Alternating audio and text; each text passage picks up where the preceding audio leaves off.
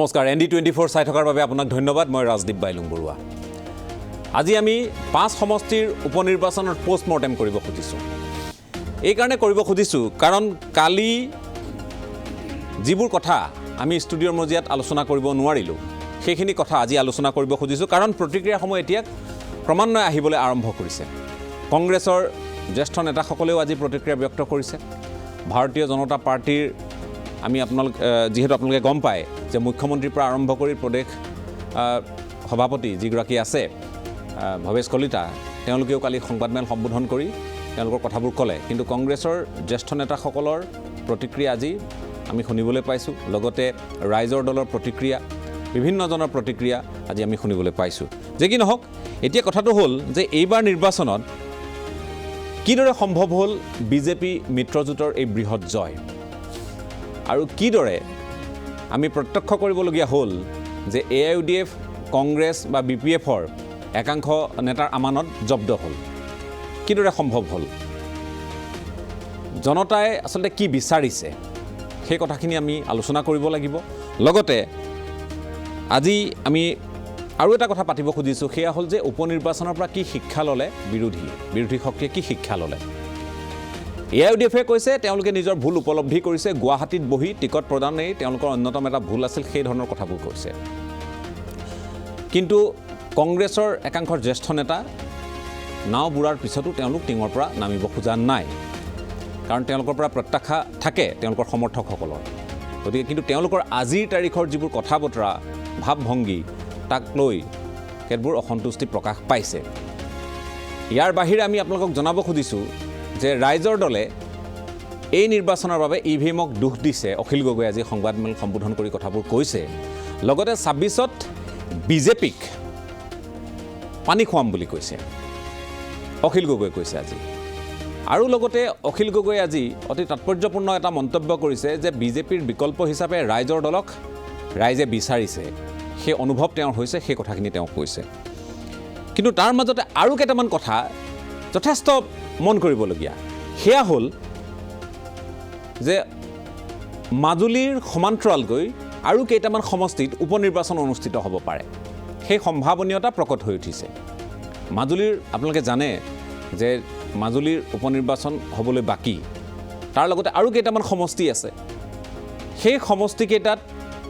যিসকল বৰ্তমানৰ বিৰোধী দলৰ প্ৰাৰ্থী আছে তেওঁলোকে বিজেপি গমন কৰিব খুজিছে গতিকে বিধায়ক পদ এৰিব খুজিছে এই কথাবোৰ চৰ্চালৈ আহিছে আৰু এই কথাবোৰ লুকাই নাথাকে সেই কথাও আপোনালোকে জানে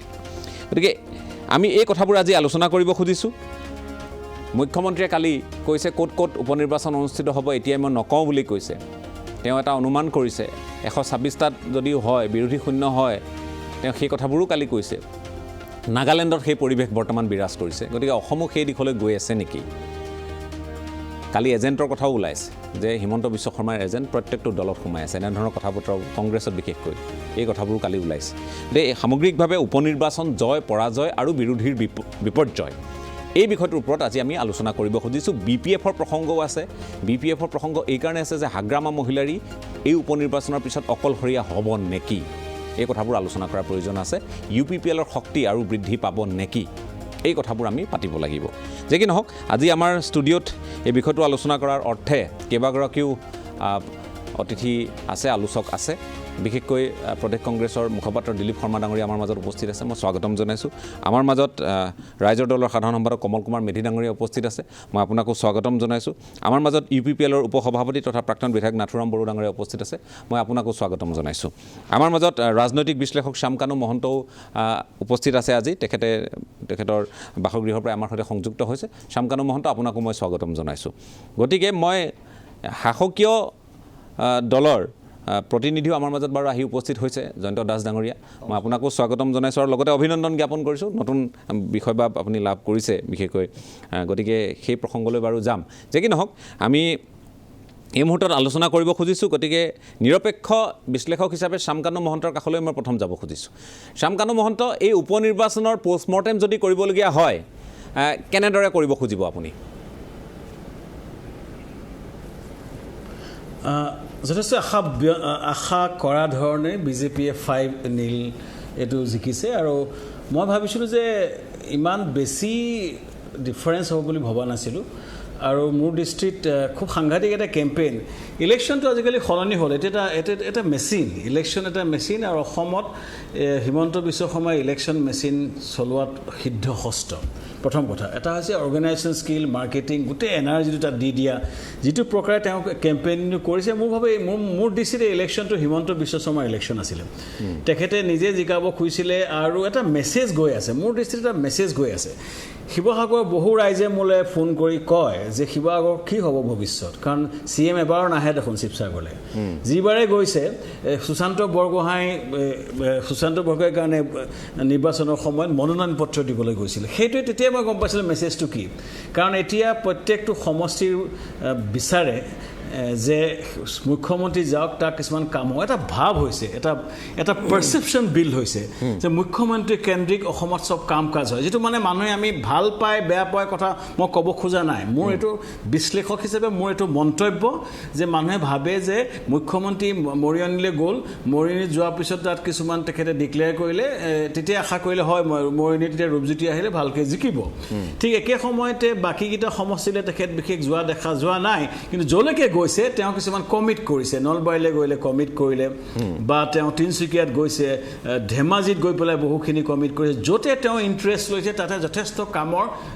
সূচনা হৈছে কাম আৰম্ভ হৈছে সো গতিকে এই নিৰ্বাচনত প্ৰথম এই ভোটটো হিমন্ত বিশ্ব শৰ্মাৰ প্ৰতি মানুহে বিচাৰিছে যে হিমন্ত বিশ্ব শৰ্মাই যদি আমাৰ সমষ্টিত আমাৰ বিজেপিৰ বা মিত্ৰজোঁটৰ MLA থাকে তেতিয়াহ'লে কাম কাজ হ'ব সো গতিকে ইলেকশ্যন সেইটোৱে দ্বিতীয়তে যিটো বিৰোধী পক্ষৰ কথাটো হৈছে বিৰোধী পক্ষৰ কোনো ষ্ট্ৰেটেজি নাছিলে যে মূল্য বৃদ্ধিয়ে গোটেই অসমৰ ৰাইজক কুঙা কৰিছে 100 টকা ডিজেলৰ দাম 108 টকা পেট্ৰলৰ দাম মিঠাতেলৰ খেতুৰ দাম চাবলৈ গ'লে মানুহৰ খুবটো যথেষ্ট আছিলে এই খুবটো আছিলে কিন্তু চৰকাৰে এই যিটো মেচিনটোৱে ভালকৈ কমিউনিকেট কৰিলে যে এইটো দামটো কেন্দ্ৰ চৰকাৰৰ সিদ্ধান্ত মতে হৈছে ৰাজ্য চৰকাৰৰ তাত হাত নাই কিন্তু এই যিটো কেম্পেইনটো কৰাত ভুল হ'ল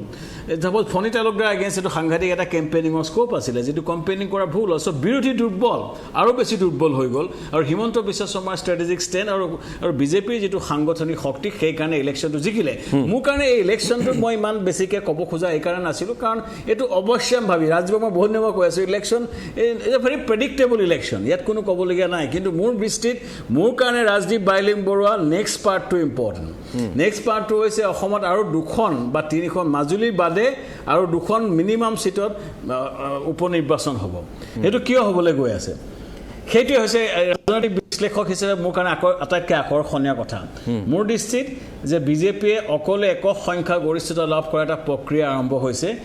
এই অশ্বমেধ যিটো যজ্ঞৰ ঘোঁৰাটো হিমন্ত বিশ্ব শৰ্মাই ইমানতে থমকি নৰয় আৰু 2খন 3খন সিট লৈহে থমকি ৰ'ব আৰু ৰাইজৰ মাজত ইতিমধ্যে এটা পাৰসেপশ্যন হৈ গৈছে যে লাগে হিমন্ত বিশ্ব শৰ্মাক লাগে আমাৰ সমষ্টিত য'তে ইলেকশ্যন নহয় যদিহে সংখ্যালঘু প্ৰবণ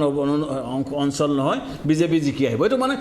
আজিৰ দিনত ৰুহ বাস্তৱটো হৈ য'তে ইলেকশ্যন নহওক যদি সংখ্যালঘু বেছি আছে তাত কংগ্ৰেছ জিকিব বা AIDF জিকিব বাকী সমষ্টিত আজিৰ দিনত য'তে ইলেকশ্যন নহয় বিজেপি এইকাৰণে জিকি আহিব কাৰণ উপনিৰ্বাচনৰ মানুহে এই অহা 3 বছৰ অহা 4 বছৰ ভাবি ভোট দিয়ে সো এইটো এই পাৰসেপশ্যনটো কৰাত হিমন্ত বিশ্ব শৰ্মা সফল হৈছে আৰু এটা এই চৰকাৰখনৰ কিছুমান কাম যথেষ্ট ভালো হৈছে কিছুমান যিটো ফাইট হৈছে কৰাপশ্যন আহিছে মানুহে ভাল পাইছে অন্ততঃ ডিপাৰ্টমেণ্টে ঘূৰিলে গম পাব আগতকৈ কৰাপশ্যন কমিছে কিন্তু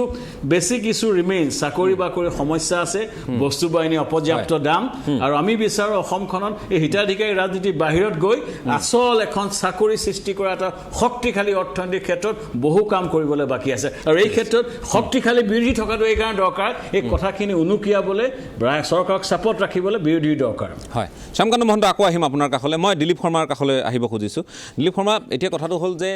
কংগ্ৰেছৰ যিটো বিপৰ্যয় আজি বাৰু আমি শুনিবলৈ পালোঁ যে নহয় কংগ্ৰেছে কৈছে যে এইটো আমাৰ উত্থান আৰু বহু ফালৰ পৰা কথাখিনি একেবাৰে নোহোৱাও নহয় ঠাই বিশেষে আজি ভৱানীপুৰ হওক বা আমি গোসাইগাঁৱৰ কথাই কওঁ ঠাই বিশেষে আমি দেখিবলৈ পাইছোঁ যে কংগ্ৰেছৰ ভেটি পূৰ্বতকৈ যি সংখ্যালঘু অধ্যুষিত এলেকাত যি ধৰণৰ হিচাপ নিকাচ চলে তাত AIDFক মানুহে নৎসাত কৰিছে আৰু নৎসাত কৰি কংগ্ৰেছক কিছু গুৰুত্ব দিয়া পৰিলক্ষিত হ'ল তাৰ সমান্তৰালকৈ কিন্তু আমি যদি উজনি অসমৰ কথা কওঁ কংগ্ৰেছৰ বিশেষভাৱে আজি থাউৰাত আপোনালোকে জানে যে আমানত জব্দ হৈছে একেধৰণৰ মৰিয়নিৰো ফলাফল বৰ সন্তোষজনক একেবাৰেই নহয়, মুঠেও নহয়। এই 40,000 ভোটৰ ব্যৱধান বৃহৎ ব্যৱধান, সেই কথাখিনি আছে। এতিয়া তাৰ পিছতো আমি দেখিছোঁ যে আজিৰ তাৰিখত কংগ্ৰেছৰ যিসকল নেতাৰ, যিসকলে এটা সময়ত চৰকাৰত মন্ত্ৰী আছিল, যিসকল যথেষ্ট প্ৰভাৱশালী আছিল, যিসকলৰ বক্তব্যই শিলৰ খুঁটি যেন হৈছিল, সেইসকলে এতিয়াও কিন্তু ক'ৰবাত নহয় ক'ৰবাত শিক্ষা লোৱা নাই যেন অনুমান এটা হৈছে। সকলোৱে বিচাৰে বিৰোধী শক্তিশালী হোৱাটো। এই কথাষাৰ এনেধৰণৰ নহয়, মই কালিও কৈছোঁ, আজিও কওঁ যে হলাগছ দেখিলে বাগি কোঠাৰ মৰা এই নীতিলৈ আমি কথাবোৰ কোৱা নাই। কথা হৈছে যে আপোনালোককো ভালপোৱা মানুহো আছে, বিজেপিক যি ধৰণে ভাল পায় কংগ্ৰেছক ভালপোৱা মানুহো আছে, কংগ্ৰেছৰ সমৰ্থক আছে, ৰাইজৰ দলকো লাহে লাহে মানুহে কিছুমানে ভাল পাবলৈ আৰম্ভ কৰিছে, গতিকে ভোট দিছে। এইটোৱেই ইয়াৰ চিন, এইটোৱেই। কিন্তু কংগ্ৰেছে কিয় এই ধৰণৰ এটা পৰিস্থিতিৰ পিছতো আত্মমন্থন, আত্মসমালোচনা কৰিবলৈ তেওঁলোকৰ যেন সময়ৰ অভাৱ আৰু লগতে চিন্তাৰ অভাৱ ঘটিছে, কিয় নাও বুঢ়াৰ পিছতো টিঙৰ পৰা নমা নাই? কথাটো এনেকুৱা যে নাও বুঢ়াৰ পিছতো টিঙৰ পৰা নমা নাই, এইটো কথা মই আপোনাৰ একমত হ'ব নোৱাৰিলোঁ। প্ৰথম কথা চাওক, আজি নিৰ্বাচন এটা পূৰ্বে আজি 6 মাহ আগত এটা নিৰ্বাচন হৈ গৈছে, এইটো নিৰ্বাচন 6 মাহ পিছত হৈছে। আৰু জেনেৰেলি আপুনি জানে যে বাই ইলেকশ্যনবোৰ যেতিয়া হয় তাত ট্ৰেণ্ড থাকে, অসমতো আমি দেখি আহিছোঁ বা বিভিন্ন ৰাজ্যবোৰতো যদি আপুনি চাই, যদিও এতিয়া এইবাৰ কিন্তু কেইখনমান ৰাজ্য অলপ ব্যতিক্ৰম হৈছে, যদি আপুনি এইটো লক্ষ্য কৰে যে শাসকীয় দলে এডভান্টেজটো বেছি লয়, স্বাভাৱিকতে শাসকীয় দলে সেই এডভান্টেজটো পায়। আৰু 6 মাহ হৈছে মাত্ৰ চৰকাৰখনৰ, এই নতুন চৰকাৰখনৰ, যদিও আমি তেওঁলোকৰ কাৰ্যকাল 5 বছৰ 6 মাহ বুলি ক'ব খোজোঁ বা 5 বছৰ 5 মাহ ক'ব খোজোঁ, কিন্তু তেওঁলোকৰ এইখন নতুন চৰকাৰ 6 মাহ বা 5 মাহ হৈছে। এই 5 মাহৰ ডিফাৰেঞ্চত এটা নিৰ্বাচন পুনৰ হৈছে। আৰু মানুহৰ ট্ৰেণ্ডটো হৈছে কি, যিটো শাসকীয় দলটো বিজেপি, কিন্তু বিজেপিৰ প্ৰাৰ্থীসকলে এই ক্ষেত্ৰত এটা সুবিধা গ্ৰহণ কৰিব পাৰিছে তেওঁলোকে। আৰু এতিয়া আপুনি দেখিছে যেতিয়া নিৰ্বাচনী কাৰ্যবোৰ চলিছিল, প্ৰচাৰ চলিছিল, তেতিয়া অসমৰ মুখ্যমন্ত্ৰীজনে আচৰণ বিধি ভংগ কৰি কি ধৰণৰ কথাবোৰ কৈছিল আপুনি নিজে জানে। নিৰ্বাচন আয়োগৰ বিষয়াই তেওঁক ধমক দিবলগীয়া হৈছিল, তেওঁক সাৱধানবাণী শুনাবলগীয়া হৈছিল। এইটো অসমৰ কাৰণে দুৰ্ভাগ্যজনক কথা, অসমৰ মানুহৰ কাৰণে অত্যন্ত দুৰ্ভাগ্যজনক কথা যে এজন বিষয়াই, নিৰ্বাচন আয়োগৰ এজন বিষয়াই এজন নিৰ্বাচিত মুখ্যমন্ত্ৰীক ৱাৰ্ণিং দিবলগীয়া হৈছিল, এইটো পৰ্যায়লৈকে গুচি গৈছিল। কাৰণ তেওঁ যিবিলাক কথা ক'লে সভা সমিতিবোৰত গৈ, চাওক সাধাৰণ মানুহে সেইটো বিচাৰে যে সাধাৰণ মানুহে ভাবে যে সঁচাকৈ উন্নতি হ'ব নেকি। কাৰণ এখেতে দেখোন আহি ক'লে আজি মৰিয়নিত গৈ তেওঁ কোড অফ কণ্ডাক্ট ভায়োলেট কৰি কৈ দিলে 40খন বাগানত 1 কোটিকৈ টকা দিব, থাওৰাত গৈ কৈ দিলে মেডিকেল কলেজ কৰিব, যোৰহাটৰখনে তেওঁ এতিয়ালৈকে ঠিক কৰিব নোৱাৰিলে, 15 বছৰ তেওঁই শিক্ষামন্ত্ৰী আছিল, 15 বছৰ তেওঁই স্বাস্থ্যমন্ত্ৰী আছিল। তাৰপিছত ভৱানীপুৰত গৈ বেলেগ কথা ক'লে, তামোলপুৰত গৈ তেওঁ বেলেগ কথা ক'লে। মানুহক তাৰপিছত তেওঁ অৰুণোদয়ত পইচা বঢ়োৱা, এই আপোনাৰ আশাকৰ্মীক পইচা দিয়া, বিভিন্ন কথা, যিবোৰ কথাৰ বিৰোধী কোৱাৰ স্কোপটো সাধাৰণতে নাথাকে, কাৰণ শাসনত তেওঁ আছে। আৰু বিৰোধীয়ে সেই কথাবোৰ ক'লেও মানুহে বিশ্বাসত ল'বলৈ দিগদাৰী, এইকাৰণে ভাবে যে শাসনত এখেত মুখ্যমন্ত্ৰী আছে, তেওঁৰ 6 মাহ হৈছে মাত্ৰ। যদি এই চৰকাৰখনৰ 4 বছৰ 3 বছৰ পাৰ হৈ গ'লহেঁতেন তেতিয়া কথাটো বেলেগ হ'লহেঁতেন, কিন্তু 6 মাহ হৈছে মাত্ৰ। গতিকে মানুহে ভাবিলে যে হয়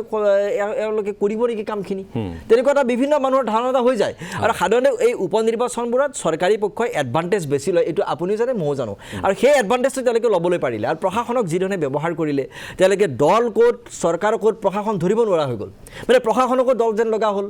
তেনেকুৱা হৈ গ'ল। গোটেই তেওঁলোকে মানে তেওঁলোকৰ চৰকাৰখনক দল যেন লগা হ'ল,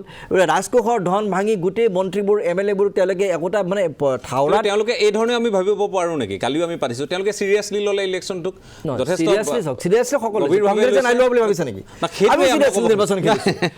নিৰ্বাচনটো আমি সকলোৱে খেলিছোঁ, আমিও নিৰ্বাচন খেলিছোঁ। কিন্তু কথাটো এনেকুৱা হৈছে যে আপোনাক মই ক'লোৱে কি কাৰণত তেওঁলোকে এডভান্টেজটো ল'লে। তেওঁলোকে এডভান্টেজ লোৱাৰ কাৰণটো এইটোৱে যে তেওঁলোকৰ 6 মাহ নহওঁতে নিৰ্বাচনটো অনুষ্ঠিত হ'ল, আৰু তেওঁলোকে যিবোৰ মুখ্যমন্ত্ৰী ডাঙৰীয়াই যিবোৰ কোড অফ কণ্ডাক্ট ভায়োলেট কৰি যিবোৰ কথা ক'লে, চাৰিওপিনে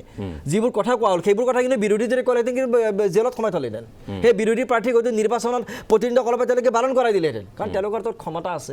ঠিক আছে, তেওঁলোকৰ পাৱাৰ আছে, তেওঁলোকে সেইটো নিজে ব্যৱহাৰ কৰি নিজৰ স্বাৰ্থত ব্যৱহাৰ কৰি তেওঁলোকে। ৰাজদীপ বাইলুংবুঢ়া, মই আপোনাক কথা এটা কওঁ, নিৰ্বাচন জিকিছে ঠিক আছে, ৰাইজে ভোট দিছে, আমাৰ বিশেষ ক'বলগীয়া নাই, ৰাইজে জনাদেশ দিছে, সেইটো আমি ৰেচপেক্ট দিবই লাগিব। কিন্তু তেখেতসকলৰ এই যিবোৰ কৰ্মকাণ্ড, এই যিবোৰ কথা বতৰা, নিৰ্বাচন কেন্দ্ৰিক যিবোৰ কথা বতৰা দেখিলে কিন্তু গণতন্ত্ৰৰ কাৰণে ভাবুকি। কালি কিন্তু আপুনি হয়তো এই ঘটনাবোৰ যদি ঘটি থাকে, আপুনি 6 মাহ পিছত কিন্তু এই ষ্টুডিঅ'ৰ পৰা আপুনি চিঞৰিব লাগিব যে অসমত গণতন্ত্ৰ সংকট আহিছে, অসমৰ গণতান্ত্ৰিক প্ৰমূল্যবোৰে যে কবৰ দিবলৈ গৈ আছে। এই কথাটো হয়তো আমি 6 মাহ পিছত কিন্তু আলোচনা কৰিব লাগিব, যে অত্যন্ত ভয়ানক, অত্যন্ত বিপদজনক দিশ আমাৰ কেনেকৈ আহিছে। আজি যিয়ে যিমান নকওক, যিসকল নিউট্ৰেল বুলি আপুনি ক'বলৈ খোজে, যিসকলক বিশ্লেষক বুলি ক'বলৈ খোজে, তেওঁলোকে বিশ্লেষক আচলতে নিউট্ৰেল কোনো নহয়, চবেই এইবোৰ চৰকাৰী পক্ষৰ মানুহ এতিয়া নিউট্ৰেল বুলি কোনো নাই তেওঁলোক সকলো চৰকাৰী পক্ষৰ মানুহ তেওঁলোকে বিশ্লেষক চৰকাৰী বিশ্লেষক বুলি আখ্যা দিয়ক তেওঁলোকে যিমানে কথা ক'বলৈ বিচাৰিছে তেওঁলোকৰ এটাই উদ্দেশ্য যে চৰকাৰখনক কি ধৰণে তেওঁলোকে ৰক্ষণাবেক্ষণ দিবলৈ খোজে আৰু চৰকাৰখনে কৰা প্ৰত্যেকটো বেয়া কাম তেওঁলোকে লিগেলাইজ কৰিব বিচাৰি আছে তেওঁলোকৰ বক্তব্যৰ মাজেৰে সেইকাৰণে এই মানুহবিলাকে এই ধৰণে বক্তব্যবোৰ ৰাখি আহিছে ঠিক আছে মই জয়ন্ত দাস আপোনাৰ কাষলৈ আহিছোঁ এতিয়া কথাটো হ'ল মই আহিম কমল কুমাৰ মেধি আৰু আমাৰ নাথুৰাম বড়ো ডাঙৰীয়াৰ কাষলৈ আহিম মই আপোনাৰ কাষলৈ প্ৰথমে আহিছোঁ অভিযোগ যথেষ্ট জয় আপোনালোকৰে হ'ল এই কথাবোৰ আমি এটা কথা কিন্তু আমি আগতেও কৈছিলোঁ যে এই জয় পৰাজয়ৰ ওপৰত চৰকাৰখন থকা নথকাৰ কথাবোৰ নিৰ্ভৰ নকৰে গতিকে কাৰ পক্ষে যায় ঠিক নাই তৎসত্ত্বেও এটা কথা কোৱা হৈছিল যে গোসাইগাঁৱক বাদ দি বাকী চাৰিটাত ওলাই আহিব কিন্তু গোসাইগাঁৱতো শেষত হাঁহি আপোনালোকে মাৰিবলৈ সক্ষম হ'ল UPPLৰ প্ৰাৰ্থীগৰাকীয়ে জয়ী হ'বলৈ সক্ষম হ'ল তাকো বৃহৎ ব্যৱধানত গতিকে গোসাইগাঁৱৰ অংক নিসিজিল এতিয়া কথাটো হ'ল সেইধৰণে কথাবোৰ হৈছিল আমাৰ সাংবাদিকক সোধোতেও তেনেদৰেই তেওঁ কৈছিল এতিয়া এই নিৰ্বাচনত আমি কৈছোঁ যে জয় পৰাজয়ৰ বিশেষ কথা নাছিল কিন্তু বিজেপিৰ কাৰণে এটা ডাঙৰ কথা আছিল যে সন্মান আপোনালোকৰ চৰকাৰখনৰ ৰজি থাকিবগৈনে যি ধৰণৰ কাম কাজ সেইখিনিত ৰাইজ পতিয়ন গৈছেনে এই পৰ্যন্ত গতিকে আমি গৰিষ্ঠ সংখ্যক ভোটাৰে যেতিয়া সেই সমষ্টিসমূহত আপোনালোকৰ পক্ষত ভোটাধিকাৰ সাব্যস্ত কৰে তাৰ পৰা বুজা যায় যে আপোনালোকৰ প্ৰতি এতিয়াও আস্থা আৰু বিশ্বাস হেৰুওৱা নাই এতিয়াও 5 বছৰ 5 মাহ অতিক্ৰম কৰাৰ পাছতো কিন্তু আজি আমি কংগ্ৰেছৰ প্ৰতিনিধিগৰাকীয়ে যিখিনি কথা কৈছে সেই কথাখিনিও কিন্তু আন কেতবোৰ দিশ উন্মোচন কৰিছে কাৰণ আপোনালোকৰ বিৰুদ্ধে যিবোৰ অভিযোগ উঠিছে আৰু যিবোৰ নিৰ্বাচন আয়োগৰ যিবোৰ কথা বতৰা সেইখিনি আমি দেখিছিলোঁ আৰু প্ৰাৰ্থীক গৰুৰ লগত গাইৰ লগত তুলনা এই কথাবোৰো আছিল তুচ্ছত আছিলেও হৈছিল তাৰপিছত আপোনালোকৰ পক্ষত ৰাইজ যে অৱস্থান কৰিলে এই যে বৃহৎ জয় সম্ভৱ হ'ল আপোনালোকৰ কি ফৰ্মুলা আছিল চাওক প্ৰথমটো এটা কথা কৈ ল'ব লাগিব যে গণতন্ত্ৰ শক্তিশালী হ'বৰ কাৰণে বিৰোধী শক্তিশালী হোৱাটো আমি বিচাৰোঁ স্পষ্টভাৱে সেইটো কৈছোঁ বিৰোধী শক্তিশালী হোৱাটো বিচাৰিছিলোঁ কিন্তু এই শক্তিশালী ৰূপত তেওঁলোকক আমি দেখা নাপালোঁ তেওঁলোক শক্তিশালী হ'ব নোৱাৰিলে আৰু এটা কথা স্পষ্টভাৱে ইয়াত এটা মেণ্ডেট যিটো হ'ল চাব দেই 1000-2000 ভোটৰ ডিফাৰেঞ্চ নহয় তাৰমানে বৃহৎ ভোটৰ ডিফাৰেঞ্চ তাৰমানে সেইখিনি ডিফাৰেঞ্চ ভোট পালেও কোনোবাই জিকি যায় তাৰমানে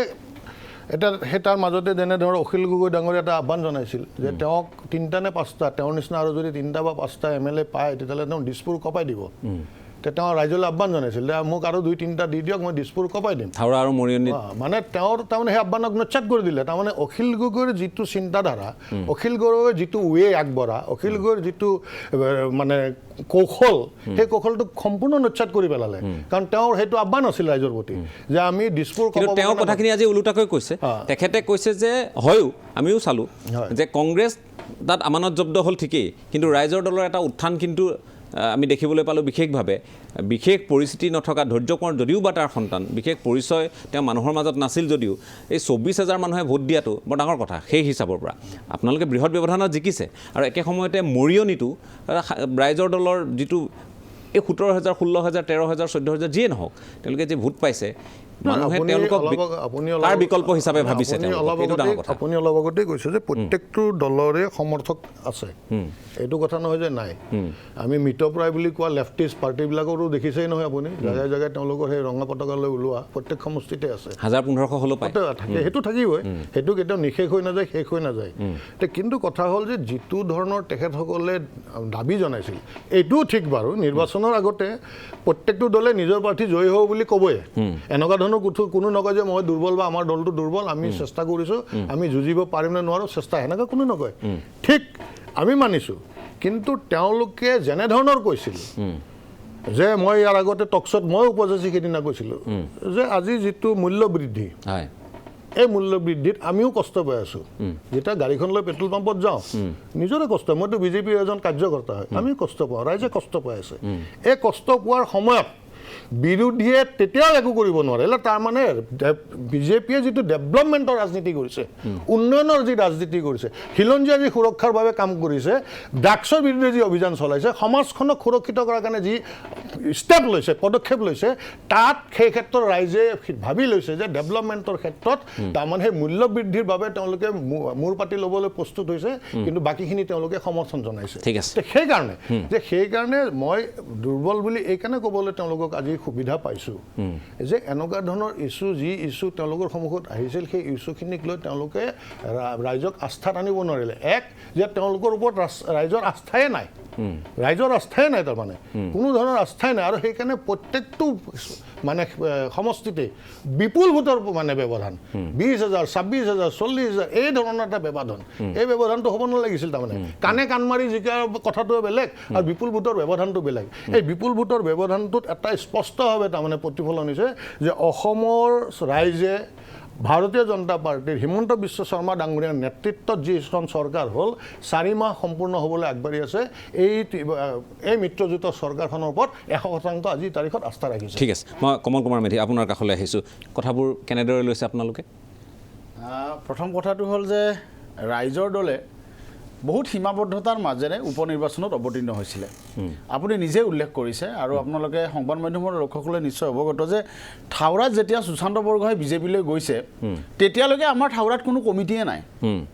তাৰ পৰা আমি আৰম্ভ কৰিছোঁ তাত মানে একেবাৰে শূন্যৰ পৰা আমি আৰম্ভ কৰিছোঁ আৰু গৈ এনেকুৱা এটা পৰ্যায়ত গ'লোঁ যে আমি বিজেপিৰ কাৰণে প্ৰবল প্ৰত্যাহ্বান তাত কিন্তু কঢ়িয়াই আনিছিলোঁ মই নিজে থাউৰা আৰু মৰিয়নিত কেইবাদিনো ধৰি থাকিলোঁ তাত বহুদিন ধৰি থাকিলোঁ তাত এনেকুৱা অৱস্থা হৈ গ'ল যে বিজেপি ইমান প্ৰত্যাহ্বান আমি আনিলোঁ যাৰ কাৰণে তেওঁলোকে লাষ্টত ফাউল খেলিবলৈ আৰম্ভ কৰিলে তেওঁলোকে আমাৰ অফিচ পৰ্যন্ত জ্বলাই দিলে আমাৰ মানুহক আক্ৰমণ কৰিলে টকা পইচাৰ কথাটো নকওঁ আৰু মই এটা কথা কওঁ জয়ন্ত দাস ডাঙৰীয়াই যিটো কৈ আছে মানে মূল কথাটো হ'ল ইয়াত এইবাৰ উপ নিৰ্বাচনত 5 মাহ আগতে এটা মেণ্ডেট দিছে হিমন্ত বিশ্ব শৰ্মাৰ উন্নয়নৰ প্ৰতিশ্ৰুতিয়ে হওক ধৰ্মীয় মেৰুকৰণে হওক যি কাৰণতে নহওক নতুন ধৰণৰ এটা ৰাজনৈতিক প্ৰেক্ষাপট 5 মাহ আগতে তৈয়াৰ হৈছিলে আৰু ইমিডিয়েটলি 5 মাহ পিছত এই চৰকাৰখনক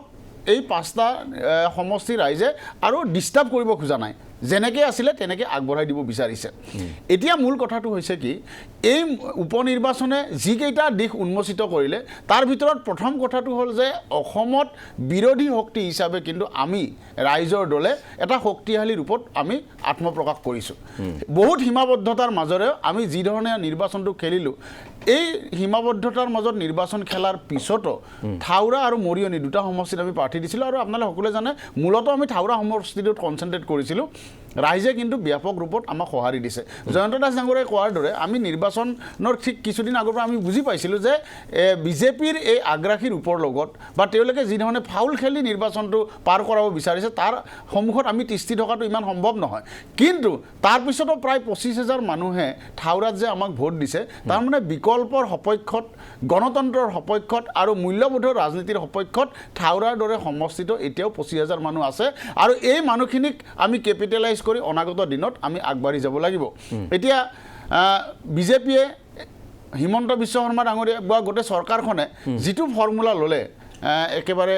এটা পঞ্চায়তত এজন MLA ইনচাৰ্জ এটা জিলা পৰিষদত এজন মন্ত্ৰীক ইনচাৰ্জ তাৰ উপৰি আকৌ গোটেই পাৰ্টিটো মুখ্যমন্ত্ৰীৰ কথাটো নকওঁৱে এই গোটেই কথাবিলাক এক ধৰণৰ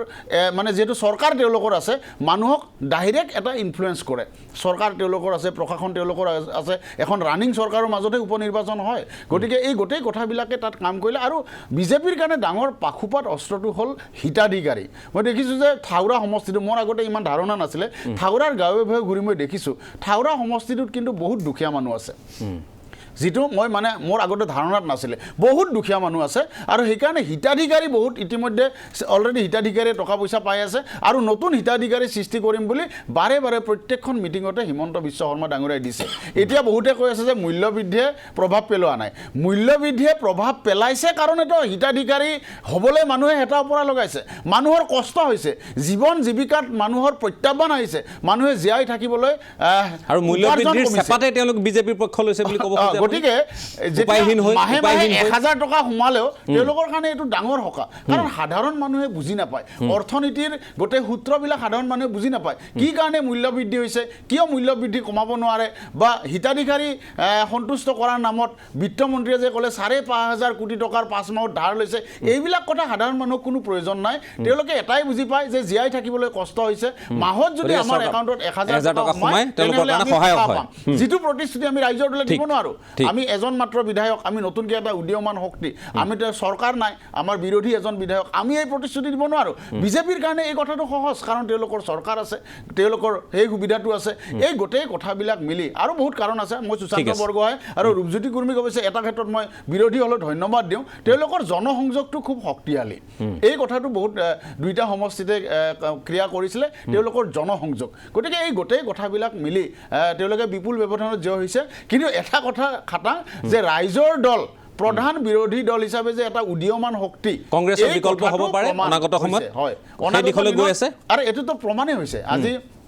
মই মৰিয়নি সমষ্টিত আছিলোঁ, সঁচা সঁচি কৈছোঁ যে মৰিয়নিত আমি আচলতে ইমান চিৰিয়াছলি নিৰ্বাচন খেলা নাই, কিন্তু তাৰ পিছতো মাত্ৰ 200 ভোটৰহে কংগ্ৰেছৰ লগত ব্যৱধান হৈছে। গতিকে আৰু ইয়াততো থাউৰাততো অৱস্থা নাই কংগ্ৰেছৰ। কংগ্ৰেছীসকল এনেকুৱা হতাশগ্ৰস্ত হৈ তেওঁলোকে আমাৰ লগত নিজে নিজে যোগাযোগ কৰিছে। গতিকে আমি ভাবোঁ যে কংগ্ৰেছ আমাৰ সভাপতিয়ে কোৱাৰ দৰে সঁচা সঁচিকৈ এটা অস্তমিত সূৰ্য হ'বলৈ গৈ আছে, আৰু আমি অসমত বিৰোধী হিচাপে এটা উদীয়মান শক্তি হিচাপে প্ৰতিষ্ঠা লাভ কৰিব গৈছোঁ। এই উপনিৰ্বাচনে এই সম্ভাৱনাকে বহন কৰিছে। ঠিক আছে, মই আহিব খুজিছোঁ এই মুহূৰ্তত আমাৰ মাজত উপস্থিত থকা UPPLৰ উপসভাপতি তথা প্ৰাক্তন বিধায়ক নাথুৰাম বড়ো ডাঙৰীয়া আপোনাৰ কাষলৈ। এতিয়া কথাটো হ'ল যে যি ধৰণৰ কংগ্ৰেছ বা ৰাইজৰ দলৰ কথাবোৰ আমি পাতি আছোঁ, বিজেপিৰ যিটো শক্তি 3টা সমষ্টিত আমি দেখিলোঁ, 2টা সমষ্টিত আমি UPPLৰ শক্তি দেখিলোঁ। এইবাৰ UPPL গোসাইগাঁও যিহেতু আপোনালোকে এইবাৰ জয়ী হ'বলৈ সক্ষম হ'ল, আৰু যিহেতু 39.64% ভোটাধিকাৰ যিসকলে ভোট দিছে তাৰ 39.64% আপোনালোকৰ পক্ষত থাকিল। স্বাভাৱিকতে আমি ক'ব লাগিব যে, আৰু যিহেতু তামোলপুৰ আপোনালোকৰ আছিলেই, দুৰ্ভাগ্যক্ৰমে তেখেতৰ মৃত্যু হ'ল, অকল মৃত্যুত আপোনালোকে আকৌ তাত উপনিৰ্বাচনৰ সন্মুখীন হ'বলগীয়া হ'ল। কিন্তু যি কি নহওক, BPF অন্যতম এক শক্তি, আপোনালোকে পৰিষদৰ নিৰ্বাচনত বাৰু যি হ'ল সকলোৱে গম পায়। এতিয়া ইয়াৰ পিছত আজি আপোনালোকৰ যিহেতু উপমুখ্য কাৰ্যবাহী তেখেতে গোবিন্দ বসুমতাৰী ডাঙৰীয়াই কৈছে যে BPFৰ বহু পাৰিষদ এতিয়া এই উপনিৰ্বাচনৰ পিছত আপোনালোকৰ কাষলৈ আহিবলৈ ইচ্ছা প্ৰকাশ কৰিছে, বিধায়ক আপোনালোকৰ কাষলৈ আহিবলৈ ইচ্ছা প্ৰকাশ কৰিছে, এই ধৰণৰ কথা বতৰাবোৰ হৈছে। অনাগত সময়ত এই উপনিৰ্বাচনে আপোনালোকক আৰু অধিক শক্তি দিব বুলি আপোনালোকে ভাবে? নিশ্চয়। চাওক, আমি যোৱা 2 বছৰত আমাৰ BTC অঞ্চলত BTC ইলেকশ্যন আৰু অসম বিধানসভাৰ এই বাই ইলেকশ্যনেদি 2টা ইলেকশ্যন পালোঁ। আৰু এই 2টা ইলেকশ্যনত বিশেষকৈ BTC ইলেকশ্যনত আমি BJP, UPPL আৰু GSP 3টা দলে একগোট হৈ পেলাই নিৰ্বাচন খেলিছিলোঁ। আৰু আমাৰ BTCত 40টা সমষ্টিৰ ভিতৰত আমি 3টা দলে মিলি 23টা আমি জিকিবলৈ সক্ষম হৈছিলোঁ। আৰু 17 বছৰীয়া BPF দলে মাত্ৰ 17টা চিট জিকিবলৈ তেওঁলোকে সক্ষম হৈছিলে। আৰু আজিৰ তাৰিখত যিটো গোবিন্দ বসুমতাৰীয়ে ষ্টেটমেণ্ট দিয়া বুলি কৈছে আপুনি, সেইটোতো ট্ৰেণ্ডটো ইমিডিয়েট BTCত চলিয়ে আছে। কাৰণ BPFৰ পৰা ইতিমধ্যে ৰাজীৱ ব্ৰহ্ম, প্ৰভাত বসুমতাৰী, বি চাউৰাইগ্ৰা তেওঁলোকে ইতিমধ্যে UPPLত আহিছে, BJPত গৈছে। ইভেন দেন আজি BPFত ভাল নেতৃত্ব দিবৰ কাৰণে লিডাৰৰ অভাৱ ঘটিছে। গতিকে আগন্তুক দিনবিলাকত পৰৱৰ্তী সময়ত BPFৰ অৱস্থা বোধ কৰোঁ নাইকিয়াই হ'ব BTCত। হাগ্ৰামা মহিলাৰী অকলশৰীয়া আপোনালোকে কৰাৰ আপোনালোকৰ পৰিকল্পনা আছে? নাই, চাওক, কিন্তু একে সময়তে তেখেত কিন্তু মুখ্যমন্ত্ৰীৰ সৈতে যোগাযোগত থকা কথাও বহুবাৰ চৰ্চা হৈছে। নাই, এতিয়া হাগ্ৰামা মহিলাৰীয়ে নিজে দাবী কৰি ল'লে নহ'ব। তেখেতে মানে BJP আৰু মুখ্যমন্ত্ৰী ডাঙৰীয়া হিমন্ত বিশ্ব শৰ্মাৰ লগত কথা পতাৰ কথাটো বাৰে বাৰে ইলেকশ্যনৰ আগত বা ইলেকশ্যনৰ আগত কৈ আছে। কিন্তু অন্য হাতেদি BJPৰ পৰা ভৱেশ কলিতা ডাঙৰীয়া, BJPৰ সভাপতি মহোদয় আৰু মুখ্যমন্ত্ৰী ডাঙৰীয়া হিমন্ত বিশ্ব শৰ্মা ডাঙৰীয়াই নচাত কৰি আছে। কোনো আমাৰ এনে আলোচনা হৈছে, কিন্তু বাই ইলেকশ্যনটো লৈ পেলাই আমাৰ মাজত কোনো বুজাবুজি হোৱা নাই। সেইটো মানে ভৱেশ কলিতা ডাঙৰীয়াও ক্লিয়াৰ কৰি দিছে আৰু মুখ্যমন্ত্ৰী ডাঙৰীয়া তেখেতেও ক্লিয়াৰ কৰি দিছে। গতিকে তেখেতে দাবী কৰি ল'লেই নহ'ব। ভৱেশ কলিতাই ধন্যবাদ জনাইছে ভৱানীপুৰত BPFে সহযোগিতা আগবঢ়োৱাৰ প্ৰসংগটোক লৈ। নাই, মানে সেইটো BJP আৰু BPFৰ মাজতে আবদ্ধ আছিলে। গতিকে ভিতৰীয়াভাৱে কি ধৰণৰ সহায় কৰিছে আমি গম নাপাওঁ। তথাপিও বাহিৰত যিটো মুখ্যমন্ত্ৰী ডাঙৰীয়াৰ ষ্টেটমেণ্ট আৰু ভৱেশ কলিতা ডাঙৰীয়াৰ ষ্টেটমেণ্ট সেইটোৰ পৰা বুজা যায় যে তেওঁলোকৰ ফৰ্মেলি কোনো আণ্ডাৰষ্টেণ্ডিং নাছিলে এই বাই ইলেকশ্যনটো লৈ পেলাই গতিকে BPF-এ নিশ্চয় মানে নেতৃত্ববিহীন আৰু পৰৱৰ্তী সময়ত বোধকৰো দলে নাথাকিব গৈ আমাৰ এটা তেনেকৈ ধাৰণা হৈছে ঠিক আছে মই আকৌ আপোনাৰ কাষলৈ আহিম কিন্তু লগতে আপোনাক অভিনন্দনো জনাইছোঁ আৰ্ট ফেডৰ আপোনাক অধ্যক্ষ হিচাপে আজি দায়িত্ব দিয়া হৈছে আজি আপোনালোক দুগৰাকী বিষয়ভাৱ লভা ব্যক্তি আমাৰ মাজত আছে যে কি নহওক গতিকে সেই কথাখিনি আমি পাতিম মই শ্যামকান্ত মহন্ত আকৌ আপোনাৰ কাষলৈ আহিছোঁ এতিয়া কথাটো হৈছে যে নাগালেণ্ডত আজি বিৰোধী শূন্য সেই কথা আপুনিও জানে আৰু উত্তৰ পূৰ্বাঞ্চলত নেডাৰ অধীনত যিকেইটা দল আছে এই উপনিৰ্বাচনত কি মিজোৰাম হওক কি মেঘালয় হওক আৰু নাগালেণ্ডৰ যিহেতু বিনা প্ৰতিদ্বন্দ্বিতাৰে এগৰাকী নিৰ্বাচিত হৈছে কাৰণ তাত আৰু এতিয়া প্ৰতিদ্বন্দ্বিতা কৰিবলৈ কোনো নাই গতিকে আমি দেখিবলৈ পাইছোঁ যে কালি মুখ্যমন্ত্ৰী মহোদয়ৰ যিটো মন্তব্য আছিল মুখ্যমন্ত্ৰীৰ যিটো মন্তব্য সেই মন্তব্যত কেতবোৰ ইংগিত আমি বহন কৰা দেখিবলৈ পাইছোঁ যে তেওঁলোকৰ টাৰ্গেট আছে যিটো কথা আপুনিও কৈছে যে ক্ষান্ত ইয়াতে নাথাকে অশ্বমেধ আৰু অশ্বমেধৰ ঘোঁৰা আৰু তেওঁ আগবঢ়াই দিব গতিকে আমি আজি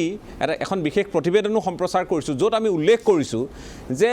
দুধনৈ এনে এটা সমষ্টি যিটো সমষ্টিৰ বিধায়কগৰাকী কংগ্ৰেছৰ আৰু তেওঁ সঘন যোগাযোগত আছে আৰু তেনেধৰণৰ কথা বতৰা কেতবোৰ আমি চৰ্চা লাভ কৰা দেখিছোঁ নাজানো অৱশ্যে আজি আমাৰ সাংবাদিক গৈছিল তেখেতে ক'লে যে দুদিনমান পিছত মই কি ক'বলৈ আছে কম তেনেধৰণে কৈ আমাৰ সাংবাদিকক উভতাই পঠিয়ালে তাৰ লগে লগে আমি দেখিছোঁ যে দুদুল্যমান অৱস্থাত আছে শিৱামণি বৰা এই উপনিৰ্বাচনৰ ফলাফলৰ পিছত একেধৰণৰ এটা দুদুল্যমান স্থিতিৰ মাজত আমি দেখিছোঁ তিতাবৰৰ বিধায়কগৰাকীক তেওঁলোকে নৎসাত কৰি থাকে কিন্তু আমি যিবোৰ তথ্য লাভ কৰি থাকোঁ এই কথাবোৰে কিন্তু বেলেগ ইংগিত বহন কৰে গতিকে মাজুলীৰ যেতিয়া উপনিৰ্বাচন হ'ব মাজুলীৰ লগত আৰু 2-3টা সমষ্টিৰ যে উপনিৰ্বাচন নহ'ব সেই কথাখিনি একেষাৰে নুই কৰি দিব নোৱাৰি আৰু লগতে বিজেপিক অধিক শক্তিশালী কৰিবলৈ বা এই নেডাক অধিক শক্তিশালী কৰিবলৈ অসমত হিমন্ত বিশ্ব শৰ্মা বা ভৱেশ কলিতাই নতুন নতুন ড্ৰাইভ তেওঁলোকে আৰম্ভ কৰিব এই কথাখিনিও প্ৰায় স্পষ্ট গতিকে যদি এই কথাবোৰে হয় তে বিৰোধীৰ যিটো শক্তিশালী স্থিতি বা ভূমিকা আৰু যিটোৰ পৰা বহু লোকে চৰকাৰখনৰ বিৰুদ্ধে অৱস্থান কৰা বহু লোকৰ আশা ভৰসাৰ থল হয় বিৰোধী শক্তি তেওঁলোকে বিৰোধীৰ কাষ চাপে সেই পৰিৱেশটো বোধহয় নোহোৱা হ'ব বা তেনেধৰণে বিৰোধীও সৰব হ'ব নোৱাৰিব গতিকে এই সীমাবদ্ধতাবোৰ যেতিয়া আহিব অসমখনৰ কাৰণে সেই কথাবোৰ কিমান দূৰ মংগলজনক হ'ব বা কিমান দূৰ সমস্যাৰ সৃষ্টি হ'ব অকণমান যদি আপুনি বিশ্লেষণ কৰে ব্যক্তিগতভাৱে মই শক্তিশালী কংগ্ৰেছ বিচাৰোঁ কংগ্ৰেছৰ স্প'ক্সপাৰ্চনজনে অলপ লাহেকৈ মুখে কাঠ মাৰি কথা এটা কোৱা যেন লাগিলে কিন্তু মই আপুনি চাব বিভিন্ন আপোনাৰ প্ৰগ্ৰেমতে মই বাৰে প্ৰতি কৈ আছোঁ যে শক্তিশালী কংগ্ৰেছ আমি এইকাৰণে বিচাৰোঁ কাৰণ অসমত কংগ্ৰেছ দলৰ আটাইতকৈ ডাঙৰ ষ্ট্ৰেংথটো এইটোৱে যে তেওঁলোকে সংখ্যা লঘু আৰু সংখ্যা গুৰু দুয়োটাৰে ভোট লোৱাৰ কেপাচিটি আছে 2011 চনত প্ৰায় 77টা ছিট পোৱা কংগ্ৰেছে এনে দুৰৱস্থা আমি হোৱাটো নিবিচাৰোঁ আৰু মোৰ দৃষ্টিত অসমত কংগ্ৰেছ থাকিবই কাৰণ অসমৰ যিটো জনগাঁথনি 36% যিহেতু সংখ্যালঘু আছে সেই জনগাঁথনিত মই আৰু এটা কথা মই আপুনিও এইটো কৈছে যে লাহেকৈ আপুনি চাব AIDFৰ ভোটখিনি কংগ্ৰেছলৈ আহিব চ' কংগ্ৰেছৰ হাতত এটা বেছ আছে অলৰেডি 36% সংখ্যালঘু ভোট আৰু গতিকে অসমত বিৰোধীহীন হৈ নাযায় এটা এফেনে পৰা চাব গ'লে কিন্তু এটা কথা হয় অকল সংখ্যালঘু ভোটেৰে অসমত কেতিয়াও ইলেকশ্যন জিকিব নোৱাৰে কমল মেধি ঠিকেই কৈছে ৰাইজৰ দলৰ এটা উত্থান প্ৰক্ৰিয়া আমি দেখিছোঁ আৰু আমি নিশ্চয় বিচাৰিম যে এটা শক্তিশালী আঞ্চলিক শক্তি হিচাপে ৰাইজৰ দল নাইবা জাতীয় পৰিষদ তেওঁলোক ওলাই আহক কিন্তু ইছ্যুটো অসমত এটা ক্ষোভটো নিশ্চয় আছে চৰকাৰৰ বিৰুদ্ধে যদি বিশেষকৈ ছ'চিয়েল মিডিয়াত দেখিলে গম পোৱা যায় ক্ষোভিত ব্যক্তি বহুখিনি আছে তো গতিকে অসমত বিৰোধী শক্তিটা এটা আছে আৰু বিৰোধী ৰোলটো আজিকালি ছ'চিয়েল মিডিয়া বা মিডিয়াই ল'ব লাগিব কিন্তু হয় ক্ষমতাৰ পাকচক্ৰত বা ক্ষমতাৰ লোভত এতিয়া কোনো আইডিঅলজি বুলি বস্তুটো নাই আপুনি যিজন ব্যক্তিক ট্ৰল কৰি আছে কাইলৈ সেইজন ব্যক্তিৰ ছাপৰ্টত কেম্পেইন কৰিবলগীয়া হ'ব পাৰে এইটো অস্বাভাৱিক নহয় আৰু একেবাৰে স্বাভাৱিক কথা হৈছে কাকো গাৰাণ্টি লৈ নাথাকিব আপুনি যিজন ব্যক্তিৰ এগেইনষ্টে খুব কেম্পেইন কৰি আছে বেয়াকৈ লিখি আছে চৰিত্ৰ হনন কৰি আছে কাইলৈ হয়তো তেওঁ সপক্ষত বিন্দাবাদ দিবলগীয়া হ'ব পাৰে সেইটো হৈছে দুৰৱস্থা ভাৰতৰ আমাৰ অসমৰ বিশেষকৈ ৰাজনৈতিক ব্যৱস্থা আকৌ যিটো মই ক'ব খুজিছোঁ হয় আৰু দুটা সিটত নিশ্চয়কৈ নিৰ্বাচন হ'ব এটা ডেফিনেটলি মাজুলীটো হৈ আছে ধৰক বট্ৰদবাস সিটটোত মোৰ অলপ কনচাৰ্ণ একাৰণে আছে কাৰণ শিৱামণি বৰাই যদি ৰিজাইন দিয়ে আকৌ জিকাৰ চান্স কম আছে কাৰণ তাত সংখ্যালঘু নাম্বাৰ যথেষ্ট বেছি চ' শিৱামণি বৰাৰ ভায়াবিলিটিটো মই ইমান এটা দেখা নাই নিশ্চয়কৈ তিতাবৰ বা দুধনৈ যথেষ্ট সম্ভাৱনা দেখিছোঁ এনেকুৱা এটা হোৱাৰ এইটো মই নাজানো হৈ আছে নাই কিন্তু মই যদি হয় তেওঁলোকৰ এটা প্ৰক্ৰিয়াত বিজেপিয়ে চিটকেইটা আনিব পাৰে কিন্তু কথাটো হৈছে এইটো এটা হিমন্ত বিশ্ব শৰ্মাৰ ষ্ট্ৰেটেজিটো হৈছে তেখেতে 65+ নিজৰে কৰি ল'ব কৰাৰ পিছত তেওঁক মানে তাৰপিছত তেওঁ কথা পাতিব সেইটো তেওঁ এটা ষ্ট্ৰেটেজি কিন্তু আমি সাধাৰণ নাগৰিক হিচাপে আমি বিচাৰোঁ যে বিজেপি অধিক ক্ষমতা পাই গ'লে হয়তো মানুহ স্বেচ্ছাচাৰী হ'ব পাৰে এটা মনোপলি সৃষ্টি হ'ব পাৰে যিটো অসমৰ কাৰণে ভাল নহয় কাৰণ অসমত ইছ্যু সহস্ৰ ইছ্যু আছে আমি যিমানে যি নকওঁ যিমানে ঢাক ঢোল নবজাওঁ বৰ্তমান অসমৰ জনমূৰি আই দেশৰ ভিতৰতে পিছপৰা চ' আমি যদি কওঁ যে আমি বহুত কাম কৰি আছোঁ কিন্তু জনমূৰি আইটো যদি সদায় পিছ পৰি থাকে যদি নীতি আয়োগৰ SDG ৰেটিঙত সদায় আমি যদি লাষ্টত থাকিব পৰা লগা হয় তেতিয়াও সেইটো ৰিজাল্টটো ভাল ৰিজাল্ট বুলি ক'ব পৰা নাযাব আমাৰ চিন্তা অসমত প্ৰায় 40 লাখ বা 35 লাখ মান নিবনুৱা আছে বা ইনকাম সোৰ্সটো দিনে দিনে ষ্টেটিক হৈ গৈছে আপুনি হিতাধিকাৰী কৰি মানুহৰ কেতিয়াও জনমূৰি আয় বৃদ্ধি কৰিব নোৱাৰি জনমূৰি বৃদ্ধি কৰিবলৈ হ'লে অসমৰ এগ্ৰিকালচাৰ প্ৰডাকশ্যন বাঢ়িব লাগিব অসমৰ ইণ্ডাষ্ট্ৰিয়েল প্ৰডাকশ্যন বাঢ়িব লাগিব এইখিনি ক্ষেত্ৰত আৰু বিশেষকৈ অসমৰ সুৰক্ষাৰ ক্ষেত্ৰত জাতিগত সুৰক্ষাৰ ক্ষেত্ৰত অসমীয়া ভাষাৰ সুৰক্ষাৰ ক্ষেত্ৰত এটা শক্তিশালী বিৰোধীয়ে ৰেগুলাৰ প্ৰেছাৰ ৰাখিব পাৰিলেহে চৰকাৰে কাম কৰিব আৰু আকৌ মই কৈছোঁ কংগ্ৰেছ বিশেষকৈ কংগ্ৰেছে এই অহংকাৰটো বাদ দিব লাগিব যেতিয়া গঠনমূলক সমালোচনা হয় কংগ্ৰেছেতো ক'ব নালাগিব যে চৰকাৰৰ পক্ষৰ হৈ ক'বলৈ গৈছে নহয় আমি কিন্তু সদায় কৈ আহিছোঁ যে কংগ্ৰেছৰ কিছুমান ষ্ট্ৰেংথ আমি মানি লওঁ গোপীনাথ বৰদলৈ যিটো কংগ্ৰেছৰ আইডিয়া আমি মানি লওঁ যিটো তৰুণ গগৈ যিটো কংগ্ৰেছৰ আইডিয়া তৰুণ গগৈ যিটো কংগ্ৰেছ বিশেষকৈ প্ৰথম দুটা টাৰ্মছত তৃতীয় টাৰ্মত তৰুণ গগৈ আমি যথেষ্ট বিৰোধিতা কৰিছিলোঁ তৃতীয় টাৰ্মত যেতিয়া স্বেচ্ছাচাৰিতা হ'ল যেতিয়া যথেষ্ট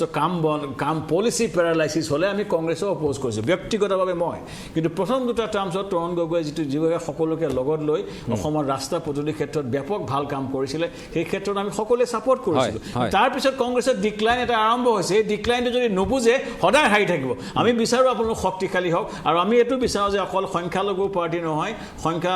আজিৰ সংখ্যাগুৰু কাইলৈৰ সংখ্যালঘু আমাৰ লোকসকলৰ কাৰণেও কিবা এটা শ্যামকানু মহন্ত এটা কথা আমি উল্লেখ কৰিব খুজিছোঁ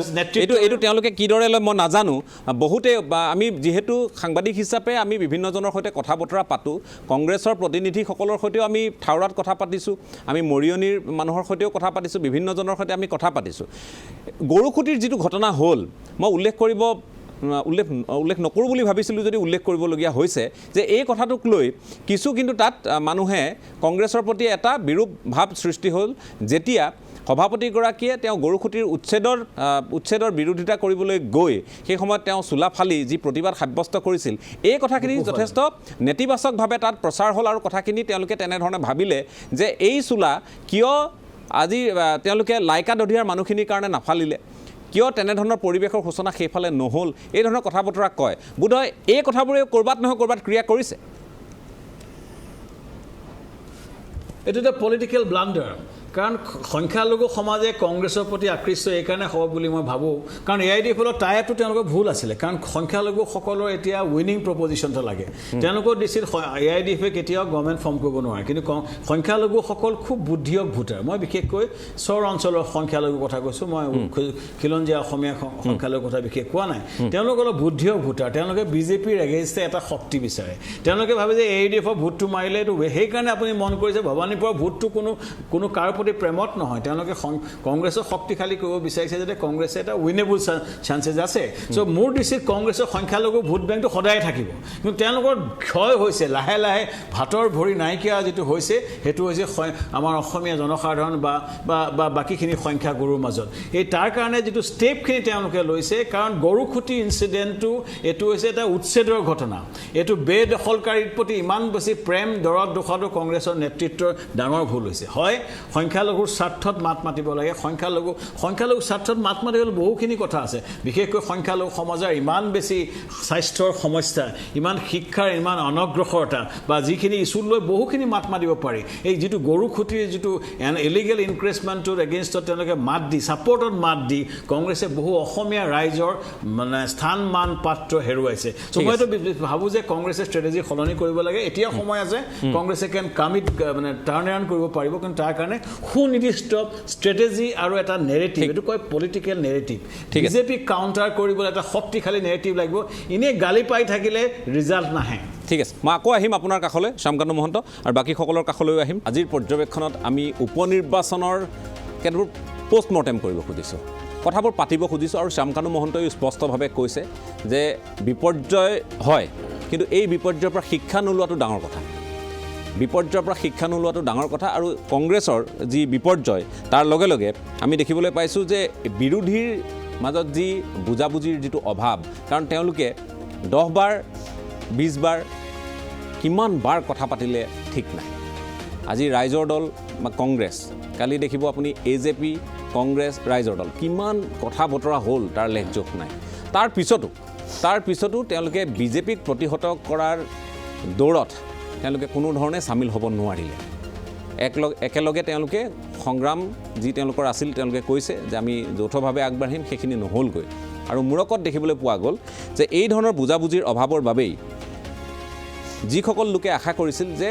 অন্ততঃ বিজেপিক প্ৰত্যাহ্বান জনোৱা হওক আৰু এটা বাৰ্তা দিব খোজা হওক যে মূল্যবৃদ্ধিকে আদি কৰি মূল্যবোধৰ ৰাজনীতিৰ অৱক্ষয় এই গোটেই কথাবোৰত যাতে দলটোৱে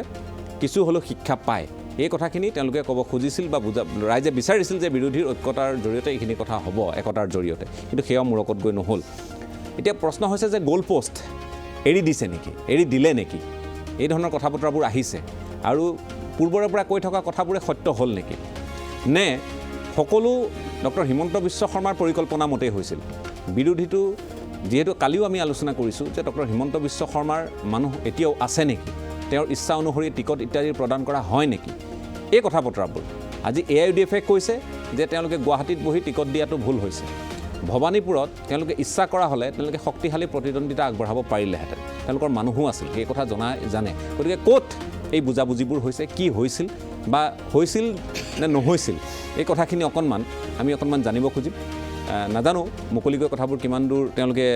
স্বীকাৰ কৰে বা নকৰে মই আহিব খুজিছোঁ দিলীপ শৰ্মা আপোনাৰ কাষলৈ এই যে অভিযোগবোৰ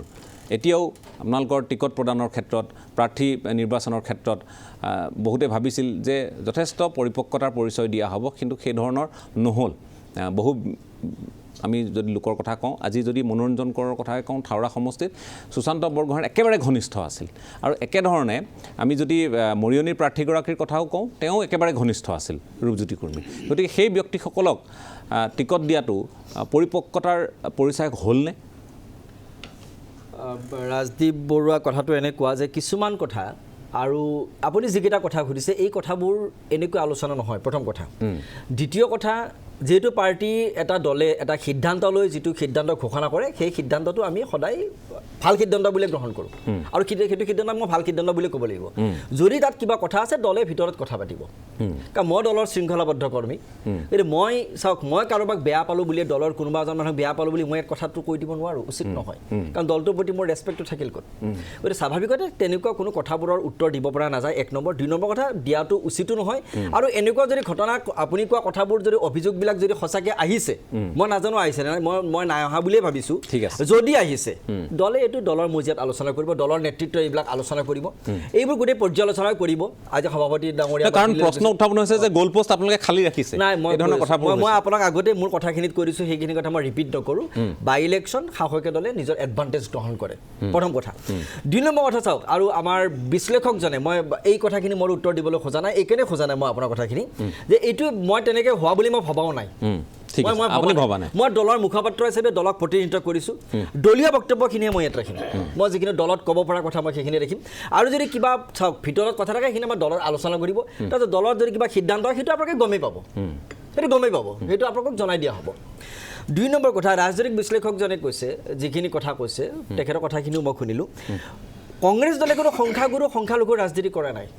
আজি গৰুসুতিৰ উচ্ছেদ সম্পৰ্কে মই বিশেষ আলোচনা নকৰোঁ, কাৰণ সেইটো ইতিমধ্যে বহুত আলোচনা হৈ গৈছে আৰু সেই কথাবোৰ ইয়াত ক'বলৈ খোজা নাই। সেইখিনি নেতিবাচক প্ৰভাৱ পেলাইছে বুলি মই কোৱা হয়। ক'বলৈ কংগ্ৰেছ দল সদায় বেদখলৰ বিৰুদ্ধে, কিন্তু বেদখলকাৰীক উচ্ছেদৰ নামত ৰাজনীতি কৰাৰো কংগ্ৰেছ দল বিৰুদ্ধে। আজি অকল গৰুসুতীয়া নহয়, কাজিৰঙাটো কিন্তু উচ্ছেদ কৰিছিল যোৱা সোণোৱাল চৰকাৰৰ সময়ত। উচ্ছেদ কৰি তেওঁলোকক এনেকুৱা ধৰণৰ এটা পিকচাৰ দিয়া হ'ল যে সেইখিনি বিদেশী, সেইখিনি অবৈধ বাংলাদেশী। তাৰপিছত চৰকাৰে অসম বিধানসভাত তথ্য দিলে 22 কোটি টকা সেই মানুহখিনিক সংস্থাপনৰ কাৰণে দিয়া হ'ল। তাৰমানে যদি বিদেশী আছিল 22 কোটি টকা কিয় দিলা? গৰুসুতিটো তেনেকুৱা হ'বলৈ গৈ আছে। গৰুসুতিৰ মানুহখিনি যদি বিদেশী অবৈধ বাংলাদেশী, তেওঁলোক উচ্ছেদে নহয়, সীমাটো পাৰ কৰি নিদিয়ে কিয়? সেইখিনিতো কৰিব পৰা নাই। কয় বেলেগ, কৰে বেলেগ। আমি কৈছোঁ যে মানুহৰ মাজত এই বিভাজন কৰা কথাবিলাক, মানে মানুহ বিভাজিত হ'ব পৰা কথাবিলাক বন্ধ কৰক। কাৰণ আপুনি চাব, আমি সংখ্যালঘু ৰাজনীতি নকৰোঁ, মই আপোনাক ক্লিয়াৰ কৰি দিছোঁ। বিষয়টো হৈছে এটা উন্নয়ন। তেওঁলোকে উন্নয়নৰ বহুত ঢাক ঢোল কোবায়, ইমান ডাঙৰ ডাঙৰ কথা কয়। 8,400 কোটি টকা ধাৰত পুত গ'ল 5 মাহত। পাব্লিক এফেয়াৰ্ছ ইণ্ডেক্স 2021 যিটো প্ৰতিবেদন, অসম 14 নম্বৰ পজিশ্যনলৈকে অৱলম্বিত হ'ল। তাত 505টা আঁচনিৰ ওপৰত তাত ছাৰ্ভে হৈছিল। MG NREGA, national health mission, Sarva Shiksha Abhiyan, এনেকৈ টোটেল 5টা। আৰু সেই দুটাৰ শিক্ষা, নেশ্যনেল হেল্থ মিছন আৰু সৰ্বশিক্ষাৰ দায়িত্বত অসমৰ বৰ্তমান মুখ্যমন্ত্ৰীগৰাকীয়ে যোৱা 15 বছৰ দায়িত্বত আছিল। কিয় অৱলম্বিত হ'ল অসম? কিয় অৱলম্বিত হ'ল? তেওঁ এইটো দায়িত্বত আছিল। 1360 জন আজি ডাক্তৰৰ অভাৱ এই মুহূৰ্তত। 16খন জিলাত ICU নাই। এইবোৰ মই কোৱা কথা নহয়, হাইকোৰ্টত অসম চৰকাৰে দিয়া শপতনামাৰ তথ্য। যে কথাটো মই বুজি পালোঁ, আপোনাৰ কথাখিনি মই বুজি পাইছোঁ। মই আপোনাৰ কথাৰ পৰাই আপোনাক মই ব্যাখ্যা কৰি ক'ব খুজিছোঁ যে এই গোটেই কথাবোৰ যিহেতু হাইকোৰ্টত দিয়া শপতনামাৰ পৰা আদি কৰি প্ৰতিবেদন ইত্যাদি সকলো তথ্যভিত্তিক নহয় জানো? এতিয়া কথাটো হ'ল যে এই তথ্যসমূহ আমাৰ মানুহবোৰক বিৰোধীয়ে, ভোটাৰসকলক বিৰোধীয়ে বুজাবলৈ অক্ষম হ'ল। নিশ্চয় ক'ৰবাত আমাৰ ব্যৰ্থতা আছে, সেই কথাটোৱে মই ক'ব খুজিছোঁ। সেইটোতো আমি স্বীকাৰ কৰোঁ। আমিতো আগতে কৈছোঁ ৰাইজৰ মেণ্ডেট, কাৰণ এই 40,000, 26,000, আপোনাৰ 57,000, 55,000 ব্যৱধান, এইবোৰ সহজ কথা নহয়। আমি প্ৰথম কথা হ'ল কি, এই যিবিলাক কথা ৰাজ্যখনৰ যিটো তথৈবচ অৱস্থা, এতিয়া ৰাজ্যখন লাওলোৱা অৱস্থা নাই। এতিয়া ৰাজ্যৰ মানুহ কেনেকৈ চলিছে, মানুহ চলিব নোৱাৰা হৈছে, ওলাব নোৱাৰা হৈ গৈছে মানুহ। এই যিটো অৱস্থা, এইটো অৱস্থাৰ পৰা আঁতৰাবৰ কাৰণে এই কথাবিলাক আনে দিছে, কিবা 34%, কিবা 64%, এই কথাবিলাক যে কৈ থাকে, এইবিলাক মানুহৰ মাইণ্ড ডাইভাৰ্ট কৰিবৰ কাৰণে কোৱা হয়। কংগ্ৰেছে সংখ্যালঘু ৰাজনীতি কৰে, সংখ্যাগুৰুৰ কোনোবাই ৰাজনীতি কৰে, এই কথাবিলাক মানুহক প্ৰশ্ন কৰোঁ। মই নিজে মই আপোনাক কওঁ, আপোনাৰ সহজ হ'ব ক'বলৈ, মই আপোনাৰ ক'বলৈ সহজ হ'বৰ কাৰণে কৈছোঁ। মই এইকাৰণে কৈছোঁ, চাওক, মই ক'লোৱে নহয় যে আমি কথাবোৰ শুনি থাকোঁ, সকলোৱে কোন গৈছে কোন নাই যোৱা, নিৰ্বাচনী প্ৰচাৰ, এই কথাখিনি কালি পাতিছোঁ কাৰণে আজি আৰু পাতিবলৈ ইচ্ছা প্ৰকাশ কৰা নাই। আপোনালোকৰ বহুত জ্যেষ্ঠ নেতা নোযোৱাৰ কথাবোৰ ওলাইছে, আলোচনা হৈছে, সেইবোৰো আমি শুনিছোঁ, কিন্তু সেইবোৰ কালি পাতিলোঁ যিহেতু আজি নাপাতোঁ। আমি আজি ক'ব খুজিছোঁ যে গৰুসুতিৰ ঘটনাটোত আপুনি কৈছে যে সংখ্যালঘুৰ আপোনালোকে ৰাজনীতি নকৰে, কিন্তু গৰুসুতিৰ ঘটনাত তেওঁ বুকু ঢকিয়াই চোলা ফালি যিটো সেই সময়ত আৱেগ বা যিয়ে নকওক যিটো দেখুৱালে, সেই একেটা লাইকা দধিয়াৰ মানুহখিনি আজি বছৰ বছৰ ধৰি সেই অৱস্থাৰ মাজত আছে। তেওঁলোকৰো উচ্ছেদ, তেওঁলোকো দীৰ্ঘদিন সময়তে তেওঁলোকো আশ্ৰয় শিবিৰত থাকিবলগীয়া, তেওঁলোকৰ কাৰণে কিন্তু এবাৰো চোলা ফালি চৰকাৰ প্ৰতিবাদ নকৰে। এই কথাবোৰ আলোচনা হৈছে, মোৰ ইয়াত ব্যক্তিগত কোনো কথা নাই। হয়তো আপোনালোকে নাজানিলে, এতিয়া চাওক, আজি একাংশ মিডিয়া, মই আপোনাক কোৱা নাই দেই, বা একাংশ ব্যক্তি যিসকলে চৰকাৰখনৰ প্ৰতিটো কামেই তেওঁলোকে ডিফেণ্ড দিবলৈ চেষ্টা কৰে, তেনেকুৱা মানুহবিলাকে প্ৰচাৰ কৰে যে কংগ্ৰেছে অকল গৰুসুতিৰে মাত মাতিলে, কংগ্ৰেছে লাইকা দধিয়াত মাত মাতিছিল, লাইকা দধিয়াত কংগ্ৰেছে গৈ অৱস্থান ধৰ্মঘট কৰিছিল, সেই মানুহৰ লগত কংগ্ৰেছে তাত গৈ আন্দোলন কৰিছিল, বহি আছিল। কিন্তু সেই কথাটো বেছি প্ৰচাৰ নকৰে, এইকাৰণে প্ৰচাৰ নকৰে যে কাৰোবাৰ হয়তো ইয়াৰ পৰা TRPটো নাপাব, কাৰণ গভৰ্ণমেণ্টৰ ফালৰ যিসকল ব্যক্তি তেওঁলোকে এইটো প্ৰচাৰ নকৰে, এইকাৰণে যে তেওঁলোকৰ কামত আহিব গৰুসুতিৰ লগত কংগ্ৰেছক জড়িত কৰিলেহে তেওঁলোকৰ কামত আহিব। এই মানুহক এই ধৰণৰ যিটো অপপ্ৰচাৰটো দিয়া হয়, তেতিয়া মানুহক এই কথাবোৰ, মানে এই আফিংটো মানুহক খুৱাই দিয়া হয়, একাংশ খুৱাই দি এনেকুৱা এটা প্ৰচাৰ কেম্পেইন কৰা হয় যে আমাৰ ধৰ্ম আগত, এতিয়া বাকী কথাবিলাক পাহৰাই দিবৰ কাৰণে এই ধৰণৰ আলোচনাবোৰ কৰা হয়। আৰু মই কথা এটা কৈছোঁ, মানে এই যিবিলাক কথা, এই কথাবিলাক আমি আজি অসমত কৰিছোঁ, কিন্তু আমাৰ কিন্তু এটা ভয়ংকৰ ভৱিষ্যত কিন্তু আহি আছে। আৰু এটা কথা জানিব, আজি বিজেপি অসমত 5খন আসন পাইছে। মই কমল মেধিও কৈছে যে 5 মাহ হৈছে মাত্ৰ, কিন্তু মানুহে এটা বেলেগ সিদ্ধান্ত ল'বলৈ বিচৰা নাই। কিন্তু সমগ্ৰ দেশজুৰি আপুনি নিৰ্বাচনটো চাইছেনে কালিৰ? চাইছেনে আপুনি? 30টা চিটৰ 17টা চিটত বিজেপি পৰাজিত হৈছে, 29টা চিটৰ 17টা চিটত পৰাজিত হৈছে, 3খন লোকসভাৰ এখনত মাত্ৰ জিকিছে। নাও যেতিয়া ডুবিব ধৰে, এটা কোণা এটা মূৰ যেতিয়া ডুব যায় এটা কোণ কিন্তু থিয় হয় ওপৰ পিনে উঠি আহে সেইটোৱে হ'বলৈ গৈছে নেকি এতিয়া অসমত ৰ'ব আৰু কৈ আছোঁ মোক শেষ কৰিবলৈ দিয়ক তেনেকুৱা এটা কথা হৈছে যে হয়তো শেষত একেলগে চব দিব কাৰণ সেইবোৰ ৰাজ্য বুজি পাইছে যে বিজেপি আমাৰ উন্নয়ন সাধিব নোৱাৰে খেদিবলৈ আৰম্ভ কৰি দিছে আমাৰ 16ত আহিছেহে অসমৰ মানুহে অলপ চাব বিচাৰিছে কিবা কৰে নে নকৰে চাওঁ প্ৰথম আঘাতটো 24ত আপোনালোকে সানিব পাৰিব ডেফিনেটলি আঘাত হৈ আছে আপুনি নিশ্চিন্ত ৰাখক আঘাত হৈ আছে তেওঁলোকে অসমৰ নালাগে অসমৰ ৰাইজে কৰিব আৰু আমি সক্ৰিয় হৈ আছোঁ আমি কাম কৰিম এতিয়া কমল মেধি যিটো কথা কৈছে কমল মেধিক মই ক'ব খোজা নাছিলোঁ তেখেতে ক'লে যে কংগ্ৰেছৰ অস্তিত্ব এতিয়া নোহোৱা হৈছে কমল মেধিৰ দলটো হৈছে ভোট কাটাৰ দল তেওঁলোকে ভোট কাটিব জানে তেওঁলোকে সাহসীয়া পক্ষক ক'ত ক'ত সকাহ দিব পাৰি তেওঁলোকে সেইটো অংক কৰে তেওঁলোকৰ নেতা অখিল গগৈ সাহসীয়া দল ক'ত ক'ত জিকিব পাৰে তেওঁলোকে এইটো অংক ক'ত মন্ত্ৰীৰ লগত দিল্লীত বহিব কোনোবা মন্ত্ৰীৰ লগত গৈ দিল্লীত মানে অসম হাউচত আলোচনা কৰিব ক'ত কি ৰাহুল গান্ধীৰ লগতো বহিছিল শেষত ফাইনেল সিদ্ধান্তটো বেলেগ হয়তো ৰাহুল গান্ধীৰ লগতো বহিছিল মোক ক'বলৈ দিয়ক মেধি ক'ব এইটো যে ভোট কাটাৰ কমল মেধি আৰু কমল মেধি ক'বলৈ দিয়ক মেধি মোৰটো ক'বলৈ মই আপোনাক ক'বলৈ দিম মই আপোনাক ক'বলৈ দিম মানে এওঁলোকৰ দলটো হৈছে ক'ত ক'ত ভোট কাটিলে মানে ৰাইজৰ দলৰ ঠিকে আছে মই বুজি পাইছোঁ ৰাইজৰ দলৰ উদ্দেশ্য হৈছে স্ববিৰোধী হৈছে নি কথাবোৰ কংগ্ৰেছ ক্ষতি হ'ব আৰু বিজেপি লাভৱান হ'ব তেওঁলোকে সেই অংকটো কৰি আছে তেওঁলোকে অদূৰ ভৱিষ্যতে সেইটো অংক কৰিব ঠিক আছে মই এতিয়া কমল কুমাৰ মেধি আপোনাৰ কাষলৈ আহিছোঁ ভোট কাটাৰ আপোনালোক আপুনি যে ভোট কটাৰ কথা ক'লে আমি দুটা সমষ্টিত খেলিছোঁ থাউৰা আৰু মৰিয়নি আৰু বাৰে বাৰে আমি কৈছোঁ যে থাউৰাটোত আমি বেছি মনোযোগ দিছিলোঁ তাত আমি প্ৰায় 25,000 ভোট পালোঁ আৰু আপোনালোকে কংগ্ৰেছে পালে 5,000 এতিয়া অসমৰ ৰাইজে যিসকলে ডিবেটটো চাই আছে তেওঁলোকে কওকচোন ভোট কোনে কাটিলে আমি হয়তো জিকি গ'লোহেঁতেন আমি আৰু যদি একেলগে খেলিলোহেঁতেন আপোনালোকে যদি ৰাইজৰ দলক তাৰ প্ৰাৰ্থিত্ব আগবঢ়াই দিলেহেঁতেন তেতিয়াহ'লে কি হ'লহেঁতেন যে তাৰ মানুহবিলাকে তাৰ ভোটাৰবিলাকে বিজেপিৰ বিপৰীতে এটা শক্তিশালী পক্ষ যেতিয়া দেখিলেহেঁতেন তেতিয়া যিবিলাক মানুহ বহুত মানুহ থাকে এটা সমষ্টিত যিবিলাক কোনো দলৰ সদস্য নহয় তেওঁলোকে চাব যে কাৰ জিকাৰ সম্ভাৱনা বেছি থাকিব আমি সম্ভাৱনাটো বহুত ক্ষেত্ৰত কঢ়িয়াব নোৱাৰিলোঁ কিয় এই যে বিৰোধী বহুধা বিভক্ত হৈ থাকিলোঁ যদি আপোনালোকে আমাক ৰাইজৰ দলক তাৰ প্ৰাৰ্থিত্বটো আগবঢ়াই দিলেহেঁতেন কাৰণ আমি দেখিলে আমাৰ কোৱাৰ কথাটো সত্য হৈছে যে আমি তাত প্ৰায় 25,000 ভোট পাইছোঁ আপোনালোকে 5,000 পাইছে আল্টিমেটলি আপোনালোকে ভোট কাটি বা নেতিবাচক এটা ভূমিকা ল'লে আৰু ৰাজীৱ বাইলেম বৰুৱা এই যে বিৰোধী ঐক্যৰ কথাটো আপোনালোকে নিশ্চয় ফ'ল' কৰিছে এতিয়া পুনৰুক্তি কৰাৰ কথা নাই তথাপি দুটা বাক্যত কৈছে যে প্ৰথমৰ পৰাই 5টা বিধানসভাৰ উপ নিৰ্বাচনত এজন মাত্ৰ উমৈহতীয়া প্ৰাৰ্থী হ'ব লাগে বিৰোধীৰ এই কথাটো আমি প্ৰথমৰ পৰা কৈ আছিলোঁ এই যে ৰাহুল গান্ধীক লগ কৰাটো নেতিবাচক কথালৈ পৰিণত কৰিলে যে এনেকুৱা নহয় কিন্তু আমি বিভিন্ন স্তৰৰ কংগ্ৰেছৰ নেতাৰ লগত কথা পাতিছিলোঁ মই নিজেও বিভিন্ন পৰ্যায়ৰ নেতাৰ লগত কথা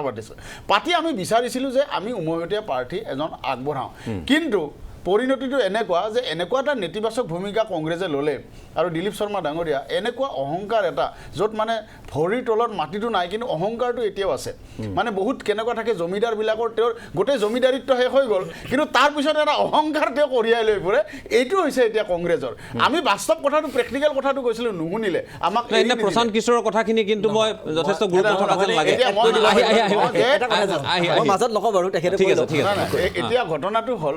বিৰোধী ঐক্য নহ'ল তাৰপিছতো আমি সততাৰে ৰাইজৰ দলে যুঁজ দিলোঁ এইখিনিলৈকে আমি উপ নিৰ্বাচনৰ ৰিজাল্ট পালোঁ কিন্তু আপুনি যিটো কথা এটা ইছ্যু আজি আলোচনাৰ এটা ইছ্যু আনিছিলে সেইটো হ'ল যে বিৰোধী শূন্য ৰাজনীতি কৰাৰ যিটো প্ৰক্ৰিয়া এইটো আচলতে হয় হিমন্ত বিশ্ব শৰ্মাই অলপ সৰ্বশক্তিমান বুলি ভাবিছে বিজেপিয়ে এটা সৰ্বশক্তিমান বুলি ভাবিছে যে বিৰোধীকে নস্বাত কৰি পেলাম বিৰোধী আৰু নাৰাখোঁ আপুনি নাগালেণ্ডৰ উদাহৰণ দি আছে এতিয়া এটা কথা মনত ৰাখিব 11 চনৰ কথাটো মনত পেলাওকচোন 2011 চনত আমি যেতিয়া কৃষক মুক্তি সংগ্ৰাম সমিতি আছিলোঁ জয়ন্ত দাসৰ মনত পৰিব আমি তেতিয়া কংগ্ৰেছক হৰুৱাবৰ কাৰণে সমষ্টিয়ে আমি অখিল গগৈ আমি কেম্পেইনিং কৰিছিলোঁ তাৰপিছত ৰিজাল্ট কি হৈছিলে যে বিজেপিয়ে মাত্ৰ 5টা আৰু এজিপিয়ে 9টা সিট পাইছিলে এনেকুৱা এটা হতাশাগ্ৰস্ত পৰিৱেশ যে 78 সিট কংগ্ৰেছে পালে আৰু ইমিডিয়েট এতিয়া যেনেকৈ উপ নিৰ্বাচন হৈছিল 11 চনতো উপ নিৰ্বাচনত গৌতম ৰয়ৰ পত্নী মন্দিৰা ৰয় জিকি আহিলে তেতিয়া 79 সিট হ'ল তেতিয়া এনেকুৱা এটা হতাশা আমি টিভিৰ ষ্টুডিঅ'ত তেতিয়া ইমান ষ্টুডিঅ' নাছিল যিকেইটা আছিলে টিভি চেনেল আমি আলোচনা কৰিছিলোঁ যে বিৰোধী এতিয়া দুৰ্বল বিৰোধী নিয়কতীয়া কংগ্ৰেছক আৰু কোনেও প্ৰত্যাহ্বান আনিব নোৱাৰে এইটো বেছি দিনৰ কথা নহয় এইটো সত্য কথা হয় জয়ন্ত দাসে ক'ব কথাটো গতিকে তেনেকুৱা এটা পৰিৱেশ আছিলে 5জন মাত্ৰ বিধায়ক আছিল বিজেপিৰ আজি বিজেপি এনেকুৱা এটা অৱস্থালৈ আহিলে যে তেওঁলোকে দুবাৰৰ কাৰণে ক্ষমতা দখল কৰিলে গতিকে ৰাজনীতি বোলা বস্তুটো আমি যিটো বুজি পাওঁ ৰাজনীতি বোলা বস্তুটো এটা ঠাইত এটা বন্ধ পুখুৰী নহয় এইটো এটা বুৱতী নদী তাত বিভিন্ন ধৰণৰ কথা থাকিব বিভিন্ন প্ৰত্যাহ্বান থাকিব বিভিন্ন ধৰণৰ ৰাজনৈতিক কাৰক থাকিব বিভিন্ন ধৰণৰ নেৰেটিভ তৈয়াৰ কৰা হ'ব আজি এনেকুৱা হ'ল চাব এই উপনিৰ্বাচন এটা ডাঙৰ কথা যে শ্যামাকানু মহন্তই এটা কথা উল্লেখ কৰিছিলে এই যে এতিয়া দল বাগৰা বিশ্বাসঘাতক যিটো আমি ইস্যু কৰিছিলোঁ সুশান্ত আমাৰ বৰগোহাঁই নিজে বিশ্বাসঘাতক শব্দটো কৈ এনেকুৱা এটা নেৰেটিভ তৈয়াৰ কৰিলে যে বিশ্বাসঘাতকতা কৰাটোও এটা গ্ৰহণযোগ্যতা আছে তাৰমানে এই যেনেকে যেতিয়া চকীদাৰ বুলি কওঁতে যেতিয়া মোদীয়ে সেই শব্দটোকে ব্যৱহাৰ দিলে এনেকুৱা ধৰণৰ এটা নেৰেটিভ বনাই দিয়া হ'ল কিন্তু এটা কথা খাটাং যে ঠিক যেনেকে 11 চনৰ কালি তেখেতে ক'লে যে সমষ্টি উন্নয়নৰ কাৰণে মই আগবাঢ়িবলৈ গৈ মোৰ গাত এটা চেকা লাগিলে মই সেইটো গ্ৰহণ কৰিছোঁ কিন্তু সমষ্টিবাসীয়ে যে মোক বুজি পালে সেইটো কাৰণে মই ধন্যবাদ দিছোঁ বৰ ডাঙৰ কথা এইবিলাক সৰু কথা আৰু এইবিলাক নগ'ল আৰু এটা কথা আপোনালোকে কৈছে এইবাৰ বহুতে এটা কথা কৈ আছে যে হিমন্ত বিশ্ব শৰ্মাই এইবাৰৰ উপনিৰ্বাচনত ধৰ্মীয় মেৰুকৰণৰ ৰাজনীতি কৰা নাই হিমন্ত বিশ্ব শৰ্মা বহুত চতুৰ ৰাজনীতিক আৰু সফল ৰাজনীতিক মানে এটা মানে বহুত ডাঙৰ কাম এটা কৰি থ'লে গৰুখুটিৰ উচ্ছেদটো কৰি থৈ দিলে ইলেকশ্যনৰ আগত আৰু তাত আমাৰ ভূপেন বৰা ডাঙৰীয়াই জানিয়ে নাজানি হওক বুকু ফালি দিলে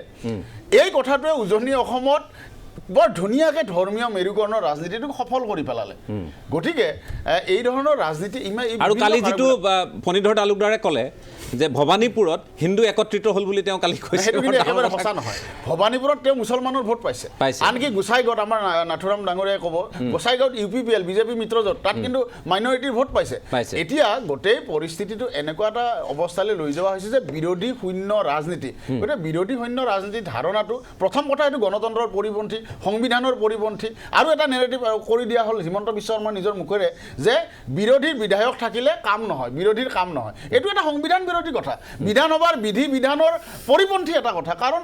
ক'তো এনেকুৱা কথা লিখা নাই যে বিৰোধী বিধায়ক হ'লে কমকৈ পুঁজি পাব বিৰোধী বিধায়ক হ'লে উন্নয়নৰ হেঙাৰ হ'ব এনেকুৱা কথা নহয় আচলতে সুশান্ত বৰগোহাঁই ৰূপজ্যোতি কুৰ্মী ফণীধৰ তালুকদাৰ তেওঁলোকে ব্যক্তিগত উচ্চাকাংক্ষা নিজৰ ৰাজনৈতিক কেৰিয়াৰৰ কাৰণে বিজেপিলৈ গ'ল কিন্তু ধুনীয়া নেৰেটিভ এটা তৈয়াৰ কৰি দিয়া হ'ল হিমন্ত বিশ্ব শৰ্মাই নিজে সংখ্যাগৰিষ্ঠ হ'বৰ কাৰণে এওঁলোকক লৈ গ'ল কিন্তু এটা ধুনীয়া নেৰেটিভ তৈয়াৰ কৰি দিয়া হ'ল য'ত জনতাই গ্ৰহণ কৰিলে আৰু বিৰোধী হিচাপে দিলীপ শৰ্মাই হয়তো অস্বীকাৰ কৰিব কিন্তু আমি এটা উদীয়মান বিৰোধী শক্তি হিচাপে আমাৰ ভুলখিনি আমি সদায় স্বীকাৰ কৰিম আৰু এই ভুলৰ পৰা শিক্ষা লৈ সততাৰে কেনেকৈ আগুৱাই গৈ আমি প্ৰধান শক্তি এটাত পৰিণত হ'ব পাৰোঁ তাৰ কাৰণে আমি অনুশীলন কৰি যাম ঠিক আছে মই জয়ন্ত কুমাৰ দাস আপোনাৰ কাষলৈ আহিছোঁ এতিয়া কথাবোৰ চলিছে ঠিক আছে যথেষ্ট সুবিধা শাসকীয় দল হিচাপে আপোনালোকে লাভ কৰিলে এনেধৰণৰ কথা বতৰা হৈছে আৰু এই গৰুখুটিৰ দৰে ঘটনাবোৰে আপোনালোকক প্ৰকৃততে সহায় কৰিলে নেকি কাৰণ এই কথাবোৰ মই আলোচনা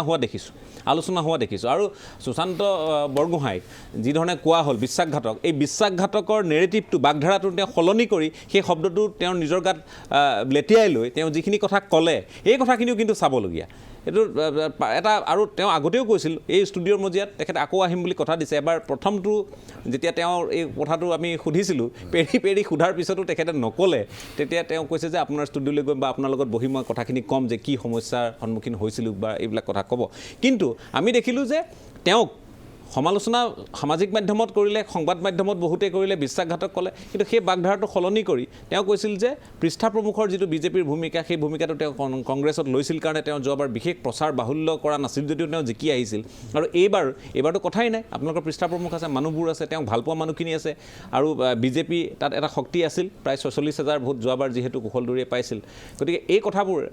কথাবোৰে তেওঁক হয়তো সাহস দিলে শক্তি দিলে ৰূপজ্যোতি কুৰ্মীৰ ক্ষেত্ৰতো তেনেধৰণৰ কথা বতৰা কেতবোৰ হ'ল ৰূপজ্যোতি কুৰ্মীক এতিয়া হাঁহিক আপুনি অট্টহাস্যক বা যি বুলিয়ে নকওক মানুহে উপলুঙা কৰিলেও ৰূপজ্যোতি কুৰ্মীক ভোট দিলে আজি 40,000 ভোটৰ ব্যৱধানত জিকিলে যোৱাবাৰ তেওঁ 47,000 ভোট পাইছিল মাত্ৰ এইবাৰ 40,000 ব্যৱধানত জিকিছে এইটো কম ডাঙৰ কথা নহয় গতিকে সেই কথাখিনি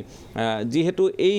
নেতিবাচকভাৱে কোৱাৰ পিছতো আপোনালোকৰ কাৰণে যে ইতিবাচক হৈছে কথাবোৰ কিদৰে সম্ভৱ হৈছে না চাওক কথা হ'ল কংগ্ৰেছৰ যি প্ৰতিনিধি আছে তেখেতৰ হতাশাগ্ৰস্তটো স্পষ্ট ৰূপত প্ৰতিফলিত হৈছে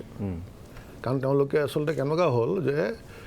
একুৰিয়ামত থকা মাছটো যদি আপুনি দাঙি আনি থৈ দিয়ে তেতিয়াহ'লে পানী নাপালে যে চটফটায় ঠিক এই অৱস্থা হৈছে নহ'লে তেওঁলোক পাৱাৰত নাথাকিলে থাকিব নোৱাৰা অৱস্থা সেইটোও দেখাইছে তাৰমানে তেওঁলোকে বহুত কিবা কিবি মানে কৈ আছে অমুক হৈছে ভুচুক হৈছে কিন্তু তেওঁলোকক আমাৰ বিজেপিয়ে নহয় অসমৰ ৰাইজে তেওঁলোকক প্ৰত্যাখ্যান কৰিছে সেইটো পাহৰিলে নহ'ব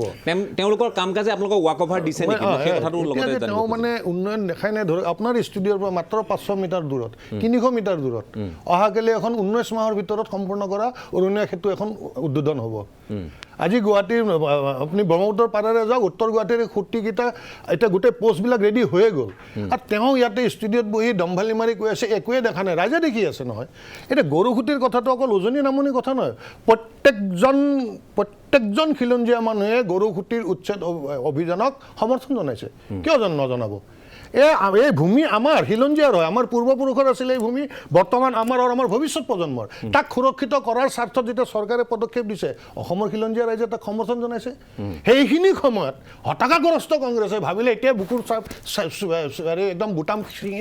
দি আমি ভোট গেইন কৰিব কাৰণে যি পলিটিক্স ইমান দিনে কৰি আহিছিল, সেই পলিটিক্সত তেওঁলোকে গৈ উজুতি খাইছে। এতিয়া কথা হ'ল কি, উন্নয়নৰ দিশত কাম কৰি দেখাব লাগিব। আজি আপুনি চাওকচোন, ড্ৰাগছ বিৰোধী অভিযানৰ যিটো কৰিছে, আপোনালোকে কিমান সহযোগ কৰিছে সেই বাতৰিবিলাকৰ ক্ষেত্ৰত। আজি লাখ লাখ পৰিয়াল, লাখ লাখ ডেকা ল'ৰা আজি সেই তাৰ পৰা মানে কিমান ধৰণৰ সুবিধা পাইছে, যে এটা পৰিৱেশ এটা সৃষ্টি হৈছে। আজি তেনেধৰণৰ পৰিৱেশেৰে সৃষ্টি কৰি আহি 3 মাহ পাৰ হৈছেহে মাত্ৰ। তেনে এটা অৱস্থাত কেৱল যদি ভাবি আছে যে অকল গালি পাৰিয়ে আমি ৰাজনীতি কৰিম, তেতিয়াহ'লে সেই তেওঁলোকে তেনেকৈ থাকি যাব লাগিব। গালি পাৰি নহয়, আপুনি ষ্টুডিঅ'ৰ মজিয়াত বহি গালি পাৰি তাৰমানে ৰাজনীতি কৰিলে নহ'ব। সেই ৰাজনীতি গ'ল, এতিয়া কাম চাই মানুহে কি কৰিছে। ঠিক আছে, তই কলিতো, কিন্তু কি কৰিছে চাওঁ। উন্নয়ন হয়। আজি তেওঁলোকে এনেকুৱা ধৰণৰ কৈছিল, মুখ্যমন্ত্ৰীয়ে হেলিকপ্টাৰলৈ ঘূৰি আছে, আৰু মুখ্যমন্ত্ৰীয়ে নিজৰ প্ৰতিনিধিৰ হৈ নকয় কি তেওঁলোকৰ প্ৰতিনিধিৰ হৈ ক'ব যাব নেকি, তেওঁলোকৰ কেণ্ডিডেটৰ হৈ ক'ব যাব নেকি? আমি চিৰিয়াছ, আমি চব গৈছোঁ।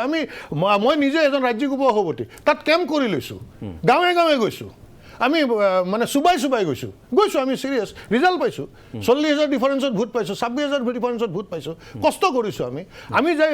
তেওঁলোকে কোৱা অভিযোগবিলাকতো আমি মুখামুখি হ'বই লগা হোৱা নাই, কাৰণ চাৰিওপিনে উন্নয়ন। আজি মূল্যবৃদ্ধিৰ প্ৰসংগত যেতিয়া মই কৈছোঁ,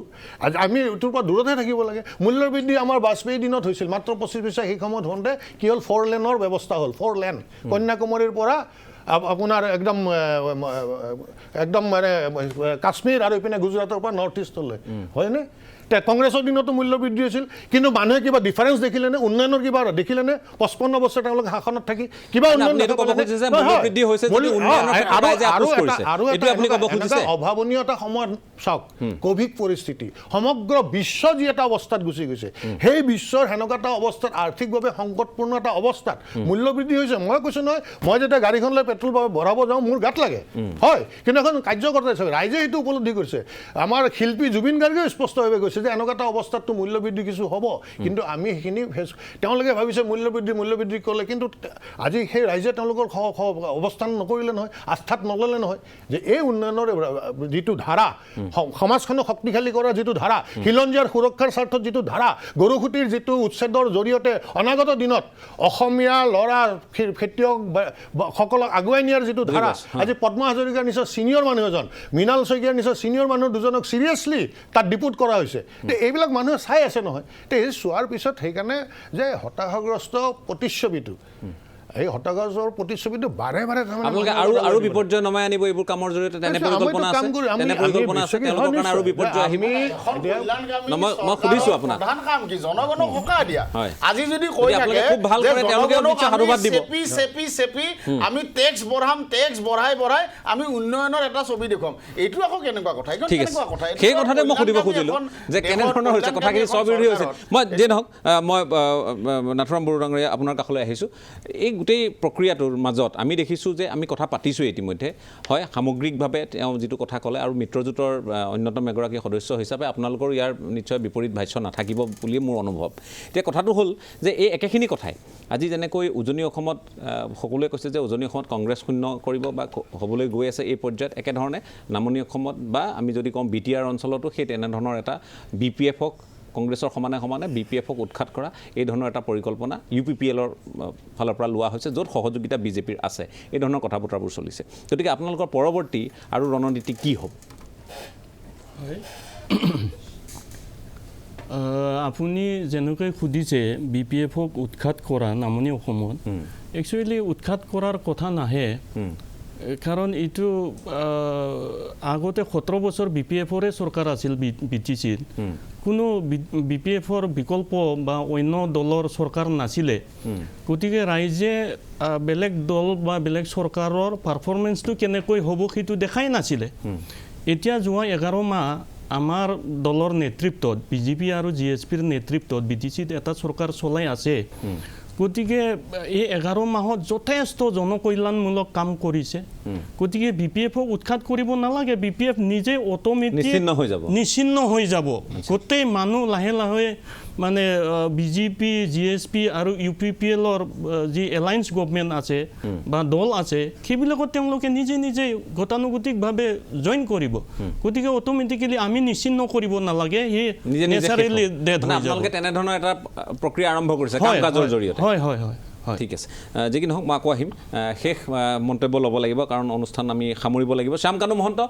সময় কম পাম শেষত আপুনি কি ক'ব খুজিব গোটেই বিষয়টোৰ যথেষ্ট আলোচনা হৈছে মই এটাই কৈছোঁ বিৰোধী শূন্য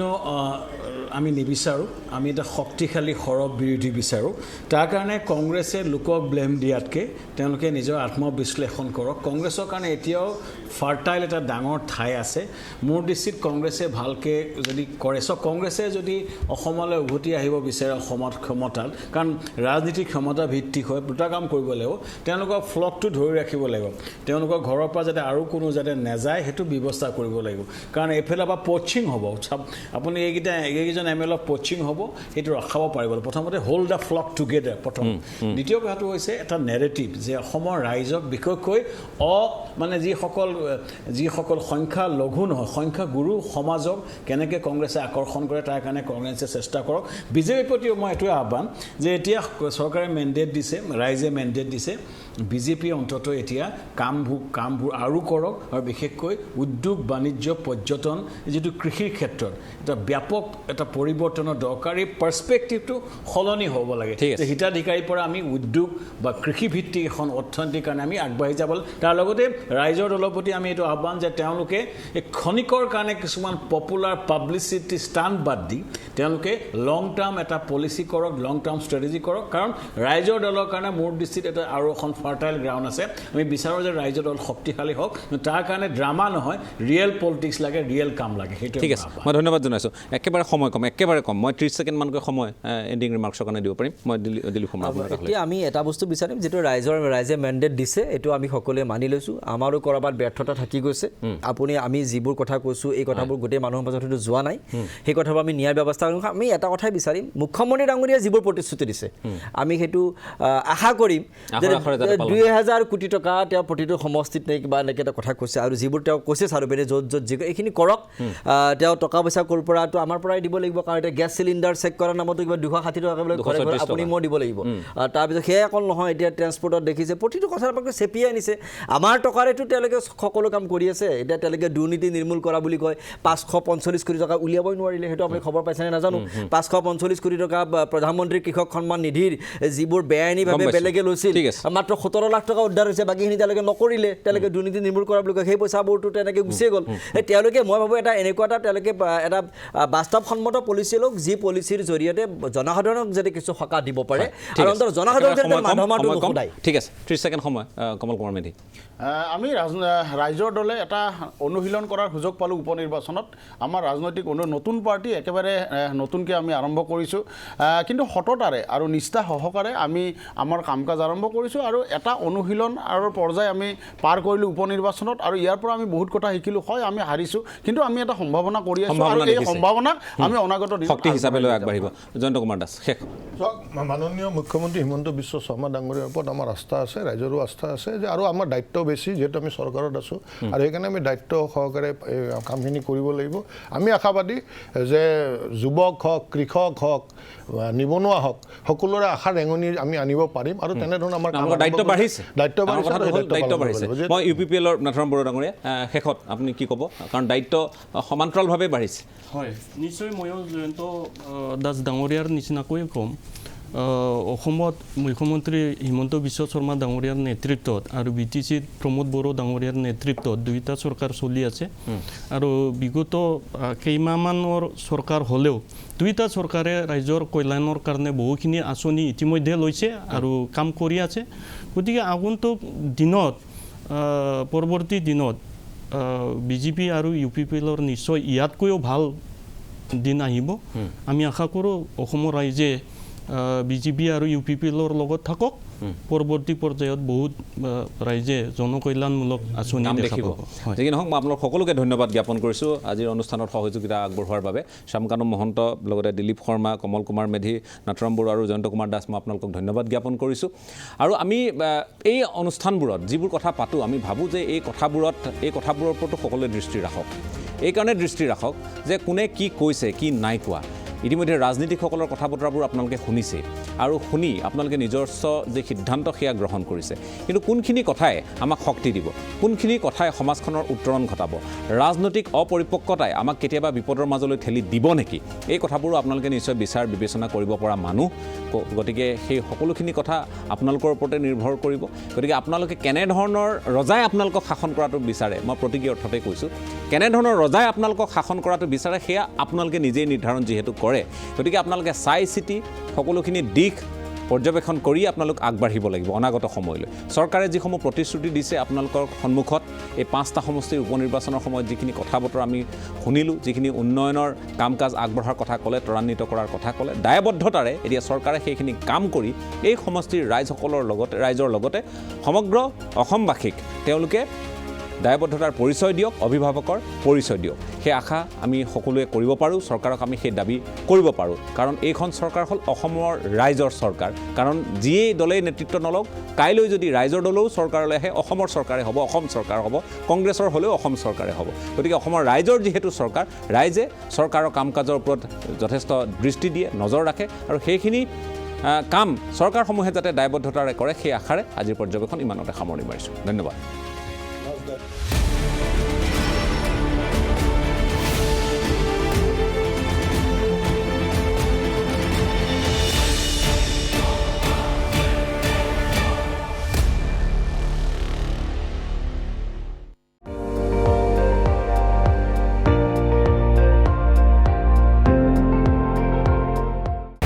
আপুনি চাই আছে ND24